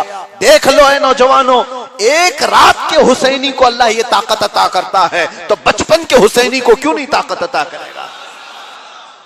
एक रात का हुसैनी है, एक रात पहले खीमा हुसैन में आया, तो फिर हुसैन के गोद में और हुसैन के खानदान में पलने वाले शहजादों का मुकाबला क्या कर सकते हो? निस्बत का ये असर है तो खानदान का असर क्या होगा? अजीज़ान गिरामी वक़ा, ये जंग की शुरुआत अम्र बिन साद ने की थी, वही सहाबी रसूल का बेटा। उसने पहला तीर चलाया था इमाम अली मकाम की तरफ, और लोगों से कहा भी था कि तुम गवाह रहना और जाकर के गवाही देना कि सबसे पहला तीर मैंने चलाया। बुरा हो उन जालिमों का कि बुराइयों में भी लोगों को गवाह बना रहे हैं, अपने जुल्म का भी गवाह बना रहे हैं। और उसके बाद ये जंग छिड़ गई। पहले जंगों का मामूल ऐसा था, ये के बाद दीगरे ही लड़ते थे, फौजों की फौजें गत्थम गत्था नहीं होती थी। इधर से शहसवार आते, उधर से भी पहलवान आते, इधर से कोई पहलवान आता, उधर से कोई पहलवान आता। मुकाबले इस तरह के होते, शुरू में ये जौहर दिखाए जाते। और इमाम हुसैन के साथ थे ही कितने लोग जो पूरी की पूरी फौज मिलके लड़ते थे, 82 लोग। उनको भी अलग अलग टुकड़ियों में इमाम हुसैन ने बांट करके रखा था, इस तौर पर कि मैमना दाएं जानिब का तुम्हारा, बाएं जानिब का तुम्हारा, सामने का हिस्सा तुम्हारा। इमाम अली मकाम इमाम हुसैन इब्न अली रदी अल्लाह तआला अन्हु जब खीमे में मौजूद थे तो वफादार जितने आपके थे उन्होंने सब ने ये तय किया था। मैंने शुरू में ही बताया था, खानदान अहले बैत के कितने लोग थे इस काफिले में? 22 लोग। खानदान अहले बैत के कितने लोग थे? 22 लोग। लेकिन साथियों में जितने मौजूद थे तकरीबन 50 के करीब, उन सबों ने यह तय किया था कि जब तक हम सब बाकी हैं खानदान हुसैन का एक भी शहजादा जंग में नहीं आएगा। उन्होंने तय किया था कि जब तक हम जिंदा हैं कोई भी हुसैन का शहजादा या खानदान रसूल का बंदा जंग लड़ने नहीं जाएगा। इन्होंने किसी को जाने नहीं दिया। पहले आए थे हुर बिन यजीद, लड़ाई किया, इनमें काफी वक्त गया और उसके बाद वो शहीद हुए। हबीब इब्ने मुजाहिर ये गए, ये शहीद हुए। कितने ऐसे बड़े बड़े जो पहलवान थे, अहले बैत अतार के वफादार थे, उन्होंने अपने अपने जौहर दिखाए और शहादत पाते रहे। यजीदी घेर लेते थे और मारते थे। तकरीबन 50 के करीब साथी वहां पर शहीद हुए। तो अब बारी थी खानदान अहले बैत की और रसूलुल्लाह के घर वालों की। इस खानदान में पहले जाने वालों में अबू बकर इब्ने अली हैं, उमर इब्ने अली हैं, उस्मान इब्ने अली हैं। ये नाम आपको लग रहा होगा ये कहां से नाम है, इसलिए कि अक्सर खटमल इस बात को सुनाते भी नहीं है। जिनके दिलों में कोड़ है वो सुनाते भी नहीं है कि करबला के मैदान में अबू बकर भी हैं, उमर भी हैं, उस्मान भी हैं और ये तीनों हजरत अली के बेटे हैं। हाँ, हजरत अली के 3 बेटों के नाम अबू बकर इब्ने अली, उमर इब्ने अली, उस्मान इब्ने अली। लोगों को सिर्फ हुसैन इब्ने अली मालूम है, अब्बास इब्ने अली मालूम है। मेरे अजीजों, ये 3 नाम इसलिए नहीं बताए जाते कि कहीं उनको ये ना लगे कि हम तो अबू बकर से दुश्मनी करते हैं, उमर और उस्मान से दुश्मनी करते हैं, मौला अली ने बेटों के नाम कहां से रख दिए, इनसे सवाल होगा ना, इसलिए वो नाम भी छुपा दिए जाते हैं। नहीं, बल्कि करबला के मैदान में पहले शहीद होने वाले हजरत अली के ये शहजादे हैं। और सिर्फ इतना ही नहीं, इमाम हसन मुज्तबा के एक बेटे हैं, उनका नाम भी अबू बकर है। इमाम हसन के बेटे भी अबू बकर हैं और वो भी मैदान करबला में शहीद हुए हैं। दो दो अबू बकर मैदान करबला में हैं और यहाँ ये मुंह चिढ़ाते हैं अबू बकर के नाम आने पर, हजरत उमर का नाम आने पर। जरा करबला की तारीफ पढ़ करके तो देखो, मौला अली ने अपने बेटों के नाम इन तीनों खुलफा के नाम पर रखे क्यों थे? इसलिए कि मौला अली तुमसे ज्यादा अबू बकर और उमर से मोहब्बत करते थे। मौला अली रदी अल्लाह ताला अन्हु उन तीनों खुलफा से मोहब्बत करते थे। और जब बंदा किसी से मोहब्बत करता है तभी तो अपने बेटों का नाम उनके नाम पर रखता है। हाँ, जब मोहब्बत ही ना हो तो अपने बेटों का नाम क्यों रखेगा? तो वहां पर यह शहादत हुई और उसके बाद खानदान रसूल के लोग एक के बाद दीगरे शहीद हो रहे थे। तो जो बड़ी शहादतें हैं जो तारीख का हिस्सा बनी, जिनको रिवायत किया गया, वह हजरत कासिम बिन हसन हैं। हजरत इमाम हसन के बड़े बेटे कासिम, अल्लाह अकबर। एक बात आपको साथ में ये भी मैं सुना दूं कि करबला के मैदान में जंग तो हुई शहसवारों की, बड़े बड़े पहलवानों की, लेकिन ये खीमा हुसैन से निकलने वाले शहजादों की उम्र, इमाम कासिम की उम्र 19 साल की थी। 19 साल में तो हमारा बच्चा यहाँ पबजी खेल रहा है। 19 साल का बच्चा तो ये इंटरनेट की वादियों में खोया हुआ है, इसे तो खबर ही नहीं है 19 साल का कैसे गुजराना है। और 19 साल की जवानी में हुसैन आजम के भतीजे तलवार लिए खड़े हैं। और उस वक्त जब मैदान में वो आए थे, तन्हा थे इमाम कासिम। 4 बार वो कत्ल कर करके खीमे हुसैन की तरफ आते थे, बार बार यजीदियों के नरगे को चीर देते थे।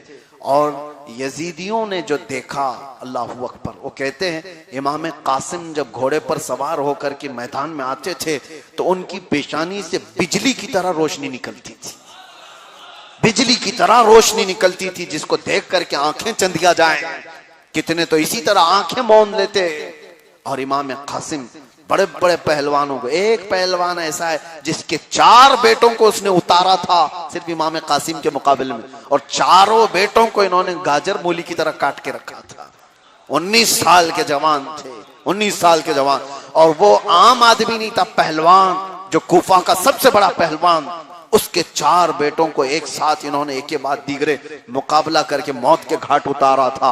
उसके बाद जाहिर सी बात है यजीदियों के खीमों में भी ये नारा गूंजता था कि ये आम आदमी नहीं है, हैदर कर्रार का खून है इसके अंदर।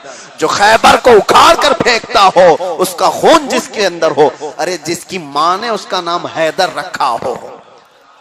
हजरत अली करमल्लाहु वजहुल करीम वो तन्हा थे। जब 40 सहाबा जिस दरवाजे को उठा नहीं पा रहे थे, वो तन्हा अली के एक हाथ ने उठाया था।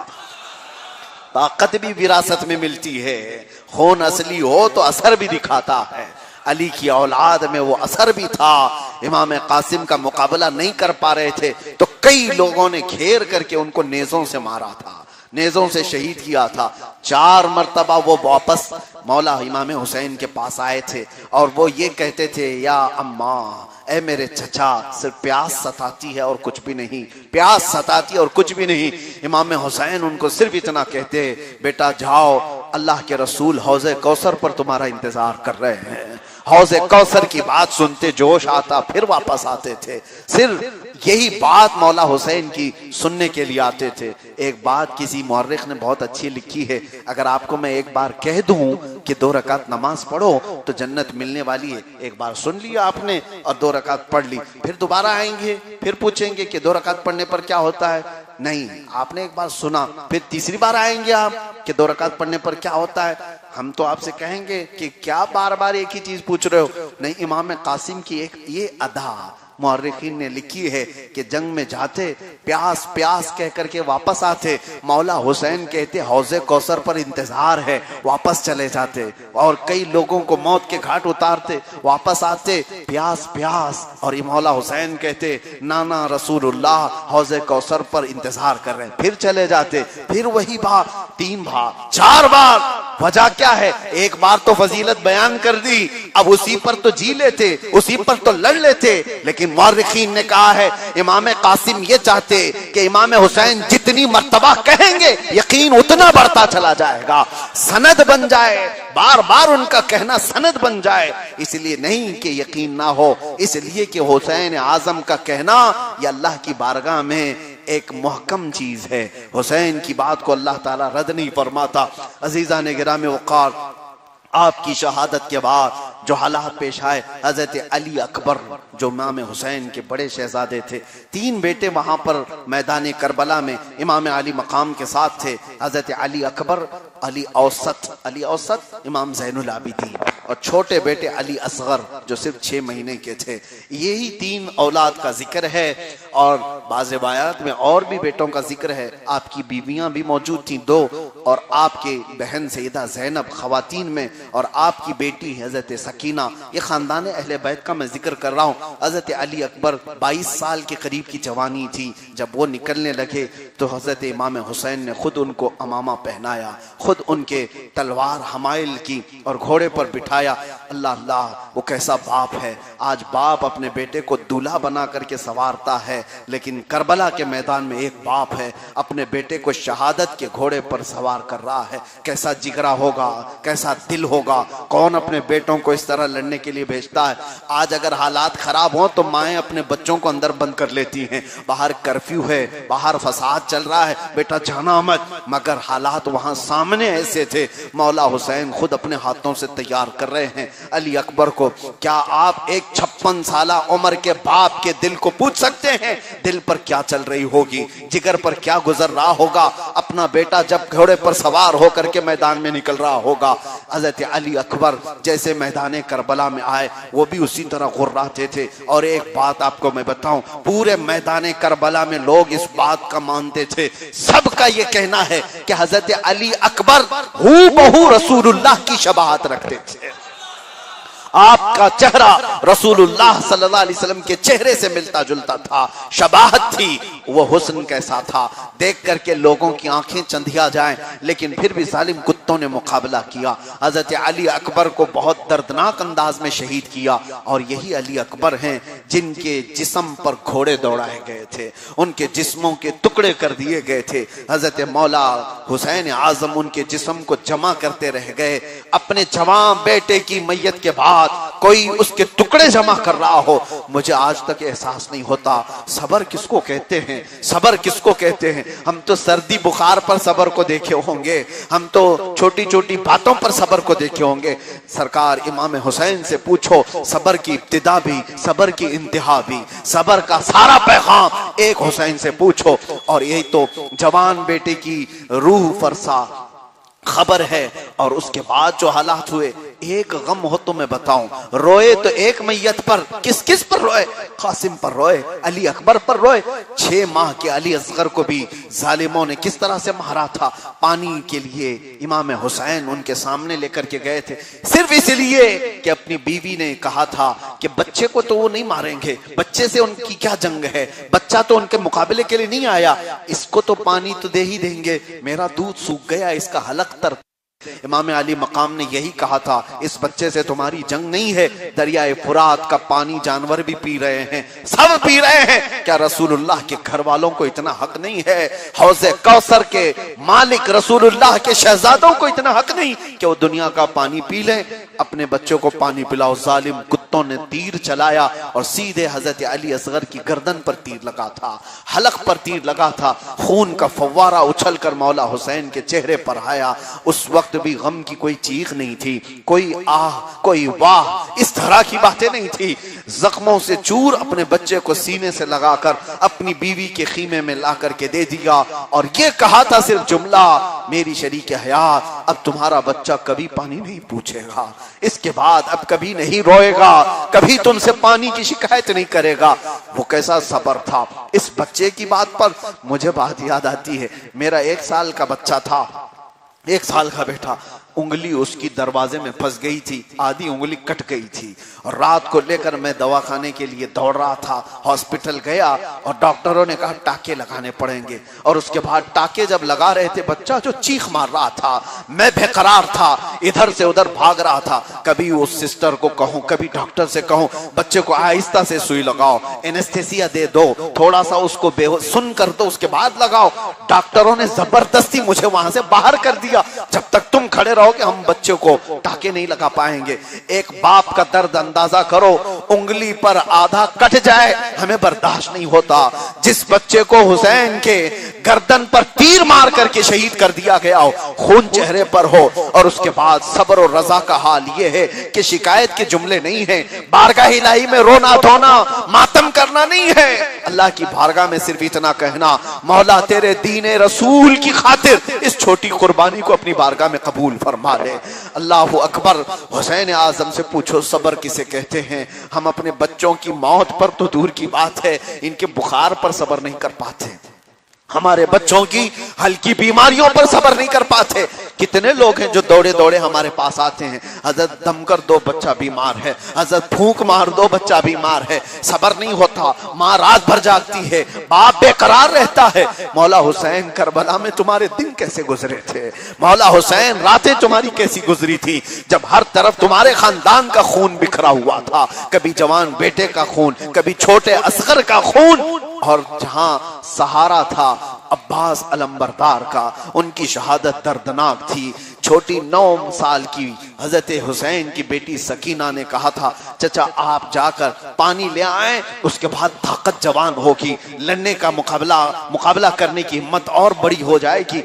सकीना ने पानी कहा, इतना सिर्फ पानी की तलब की थी तो चचा थे अब्बास, जो हजरत इमाम हुसैन के सगे भाई हैं, मौला अली के बेटे हैं, वो मशकेजा उठा करके दरियाए फुरात पर गए और पानी भरा भी लेकर आने लगे। कूफियों में ये चीख निकल पड़ी कि पानी का कतरा ख़ीमा हुसैन की तरफ गया तो फिर लड़ाई मुश्किल हो जाएगी। इतनों को तो उन्होंने मार दिया भूखे प्यासे रह करके, और पानी पी करके पता नहीं 22,000 का भी ना खात्मा कर दें, लिहाजा पानी पहुंचने ना दो।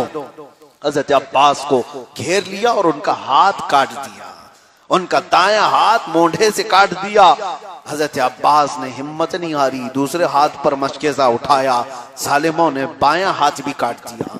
कोई है ऐसा जिसके दोनों बाजू काट दिए जाएं?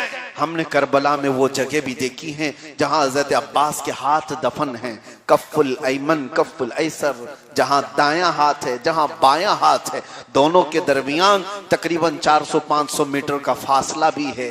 एक हाथ यहाँ कटा है, दूसरा हाथ वहां कटा है, धड़ सिर्फ बचा है, लेकिन रिवायात बताती हैं वो पाने का मशकेजा हजरत अब्बास दांतों में पकड़ करके चल रहे थे, किसी न किसी तरह से हुसैन के खीमे तक पानी पहुंच जाए। मगर जालिमों ने अब हाथ और मुंह पर नहीं, सीधे उनके उस मशकेजे को तीरों से छलनी करके पानी बहा दिया। जैसे पानी बह गया, हजरत अब्बास ने कहा अब खीमा हुसैन की तरफ नहीं जाऊंगा, क्या मुंह लेकर के जाऊं? बड़ी मशक्कत से पानी तो उठाया था, सकीना मेरे इंतजार में थी कि पानी लेकर के ही आऊंगा, लेकिन अब मैं उस तरफ नहीं जाऊंगा। वापस मुड़े, लेकिन मैं कभी सोचता हूं हजरत अब्बास अब लड़ते तो कौन से हाथों से लड़ते, मुकाबला करते तो किस तरह लड़ते, लेकिन अपने धड़ के साथ खड़े रहे। आ जाओ मुकाबला करो। हैदर कर्रार का शहजादा है, अली इब्ने अबी तालिब का शहजादा है, जालिमों ने उनके सीने में नेजा मार करके उनको शहीद किया। हजरत अब्बास जब गिर गए, मौला इमाम हुसैन, उनका एक ही जुमला इस करबला के मैदान में जो हमें नजर आता है अफसोस का, वो ये है कि हजरत अब्बास को उठाते हुए इमाम हुसैन ने अपनी पीठ पर कमर पर हाथ रख करके इतना कहा था, अल आना इनकसर दहरी, अब मेरी कमर की हड्डी टूट गई। ये जुमला इमाम हुसैन ने कहा था, अब मेरी कमर की हड्डी टूट गई, इसलिए कि अब्बास अलंबरदार इमाम हुसैन के करीबी साथी ही नहीं, मोहतमद खास थे, वजीर खास थे। इस शहादतों की खबरें कितनी मैं आपके सामने बयान करूं।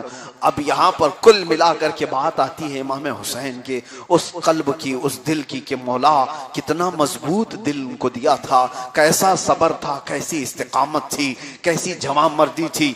उसके बाद वो वक्त भी आया जब जुमा का ऐन वक्त होगा, खतीब खुतबे के लिए खड़ा होगा, अज़ाने रसूलुल्लाह के नाम से पुकारी जा रही होंगी, लेकिन इधर शहजादे रसूल अपने घोड़े पर बैठने को तैयार है। सारे शहजादे इंतकाल कर चुके थे, सिवाय बीमार इमाम ज़ैनुल आबिदीन के, वो भी जाने को तैयार थे, लेकिन इमाम हुसैन ने उनको रोक दिया।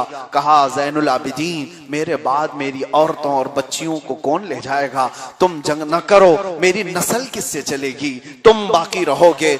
उनको रोक दिया और हजरत ज़ैनब आई और अपने हाथ में एक अटैची थी, उसको खोल करके खुद अपने हाथों से हजरत इमाम हुसैन को जुब्बा पहनाने लगी। और एक बात बताया सैयदा ज़ैनब ने, कहा आज के दिन के लिए पता नहीं कितनी रातें गुजर गई, मेरी जिंदगी कितनी हो गई। सैयदा ज़ैनब कहती हैं मुझे वो वसीयत याद आती है, वसीयत याद आती है।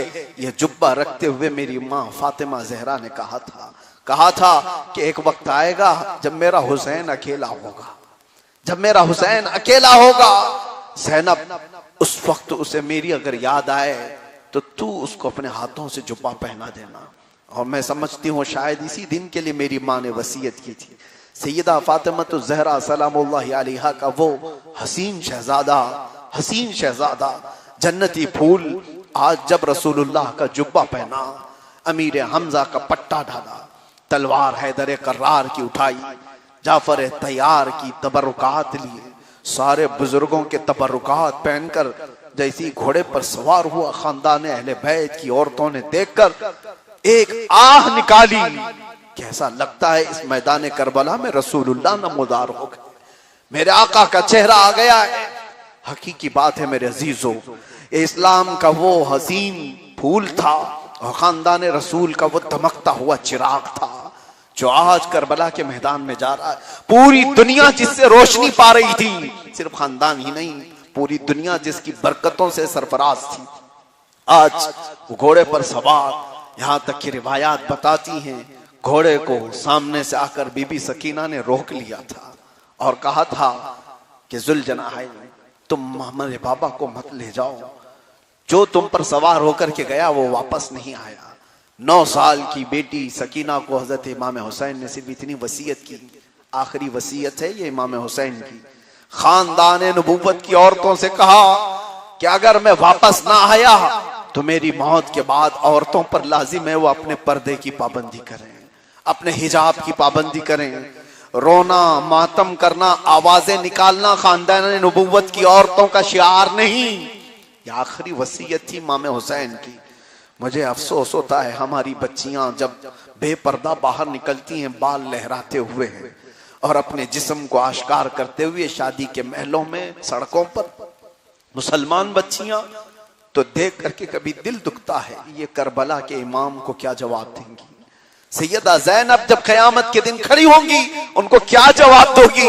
हम तो हमारे बच्चों के लुट जाने के बाद भी अपने सर से चादर को हटा ही नहीं, और तुम तो यहाँ मजे से रोज खाने खा करके, रोज अय्याशियां करके बेपर्दा घूमती थी।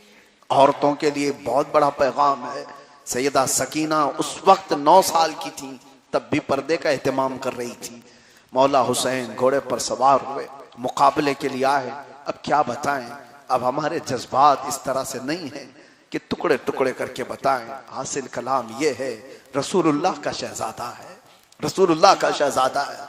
मेरे अजीजों, करबला मैं रोने के लिए बयान नहीं करता, लेकिन क्या बताएं, हमारा फितरी इश्क है और इश्क के सामने आदमी मजबूर होता है।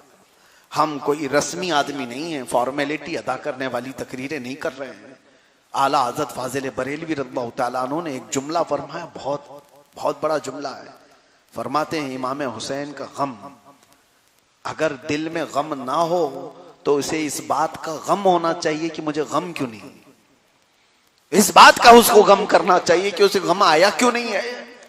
जाहिर सी बात है उनसे हमारे जज्बात वाबस्ता हैं। सरकार दो आलम सल्लल्लाहु अलैहि वसल्लम के खानदान से हुआ वही क्या है, जुमा का वक्त था, कई लोगों से लड़ाइयां हुई, इमाम हुसैन की मुकाबला किया, कितनों को मौत के घाट उतारा, लेकिन एक 56 साल का मर्द अपने बेटों की मौत देखा हो, कितनों की लाशें उठाया हो, भूखा और प्यासा हो, औरतों की आवाजें सुन रहा हो और घर का आखिरी चिराग हो, कितनी देर मुकाबला करे, कितनी देर मुकाबला करे।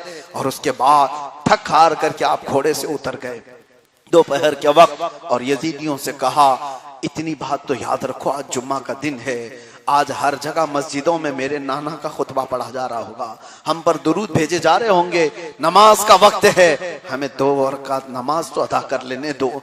आप सरकार इमाम हुसैन करबला के मैदान में नमाज के लिए अपनी रकत मान लिए थे या सजदे की हालत में चले गए थे, यजीदियों ने कहा अब मौका अच्छा है, खत्म कर दो और काम तमाम कर दो।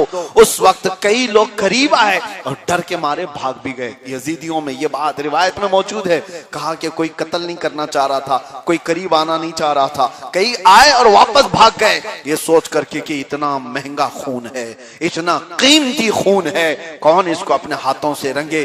फिर एक शिमर जिल जोशन नाम का बदबख्त शख्स था, वो करीब आया जिसको बरस की बीमारी थी, सफेद दाग की बीमारी थी। हजरत इमाम हुसैन के करीब आया, आपने उसको करीब से देखा भी और उसके बाद उसने गर्दन के पीछे आपके तलवार रखी और आपकी पुश्त पर अपना घुटना रखा और जब वो ज़बह करना चाह रहा था तब इमाम हुसैन रदी अल्लाह ताला अन्हु आंख उठा करके देखते हैं और उसके बाद उसको पहचान कर कहते हैं, सच फरमाया मुखबिर सादिक रसूलुल्लाह सल्लल्लाहु अलैहि वसल्लम ने, मेरे नाना ने कहा था ए हुसैन मैं देख रहा हूं एक सफेद दाग वाला कुत्ता तुझे कत्ल करने के लिए आ रहा है। ये कुत्ते का लफ्ज इमाम हुसैन ने मैदान करबला में बयान किया था, आखिरी बार कहा था और कहा मैं समझ गया मेरे नाना ने जिस कुत्ते का जिक्र किया था वो कुत्ता तू ही है, तेरे जिस्म का सफेद दाग मुझे दिख रहा है। इमाम हुसैन की इस बात को सुनकर के वो हंसा, कहा मारते हुए तलवार से मौला हुसैन की गर्दन को शहीद कर दिया। इन्ना लिल्लाहि व इन्ना इलैहि राजिऊन। कलमा तौहीद है तेरी शहादत ए हुसैन, कलमा तौहीद है तेरी शहादत ए हुसैन, तू न रहता तो न रह जाती सदाकत ए हुसैन, तू न रहता तो न रह जाती सदाकत ए हुसैन। हुसैन आजम के दरबार में हम जैसे निकम्मों की हजारों जिंदगियां कुर्बान, हमारी जिंदगियां कुर्बान।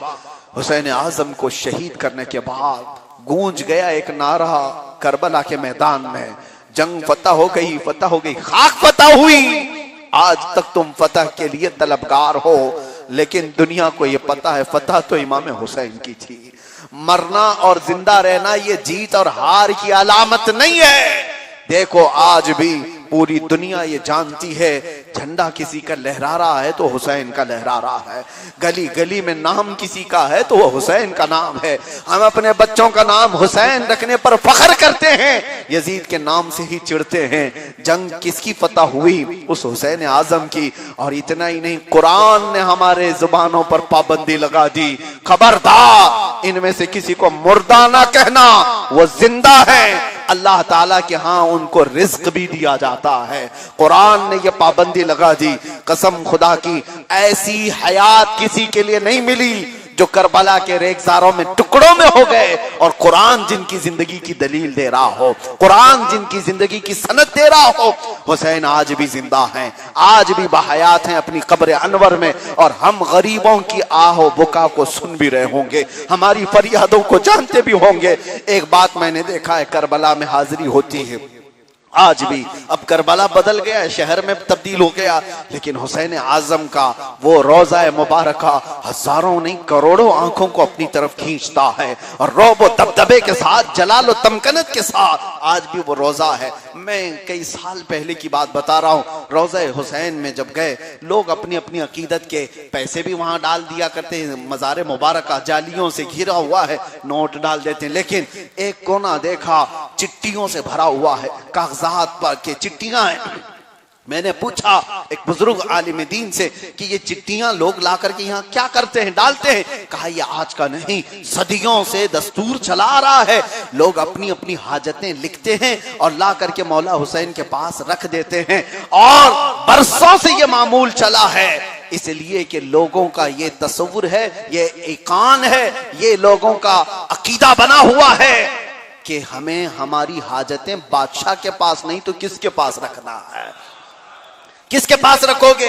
रियाया हमेशा अपनी हाजतें किसके पास ले जाएगी? बादशाह के पास। तो बादशाह जब तक जिंदा है अपनी हाजतें लोग बयान करते थे। मौला हुसैन के रोजे पर आज भी लोग हाजतें लेकर के जाते हैं और रखते हैं, तो ये इस बात की अलामत है कि बादशाह आज भी हुसैन है, शाह अस्त हुसैन, बादशाह अस्त हुसैन, दीन अस्त हुसैन, दीन पना अस्त हुसैन, सरदाद नदाद दस्त दर दस्त यजीद, हक्का के बिनाए ला इला अस्त हुसैन। पूरे करबला का वाकया एक शेर में अगर सुनना है तो इतना ही है, कत्ले हुसैन असल में मर्गे यजीद है, इस्लाम जिंदा होता है हर करबला के बाद।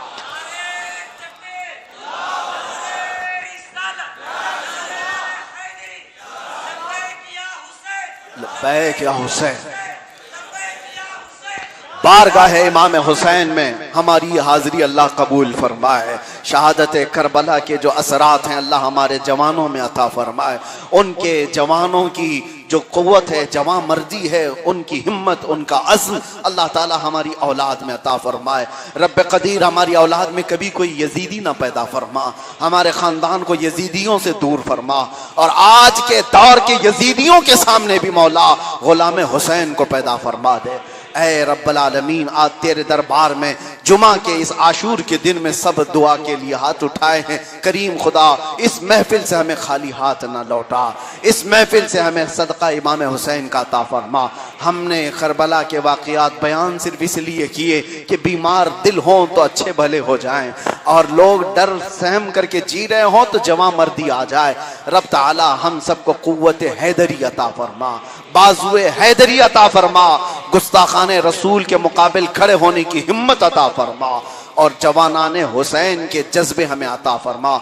रब तबारक व तआला हुसैन आज़म की शबाहत के सदक़े हमारी दुआ कबूल फरमा।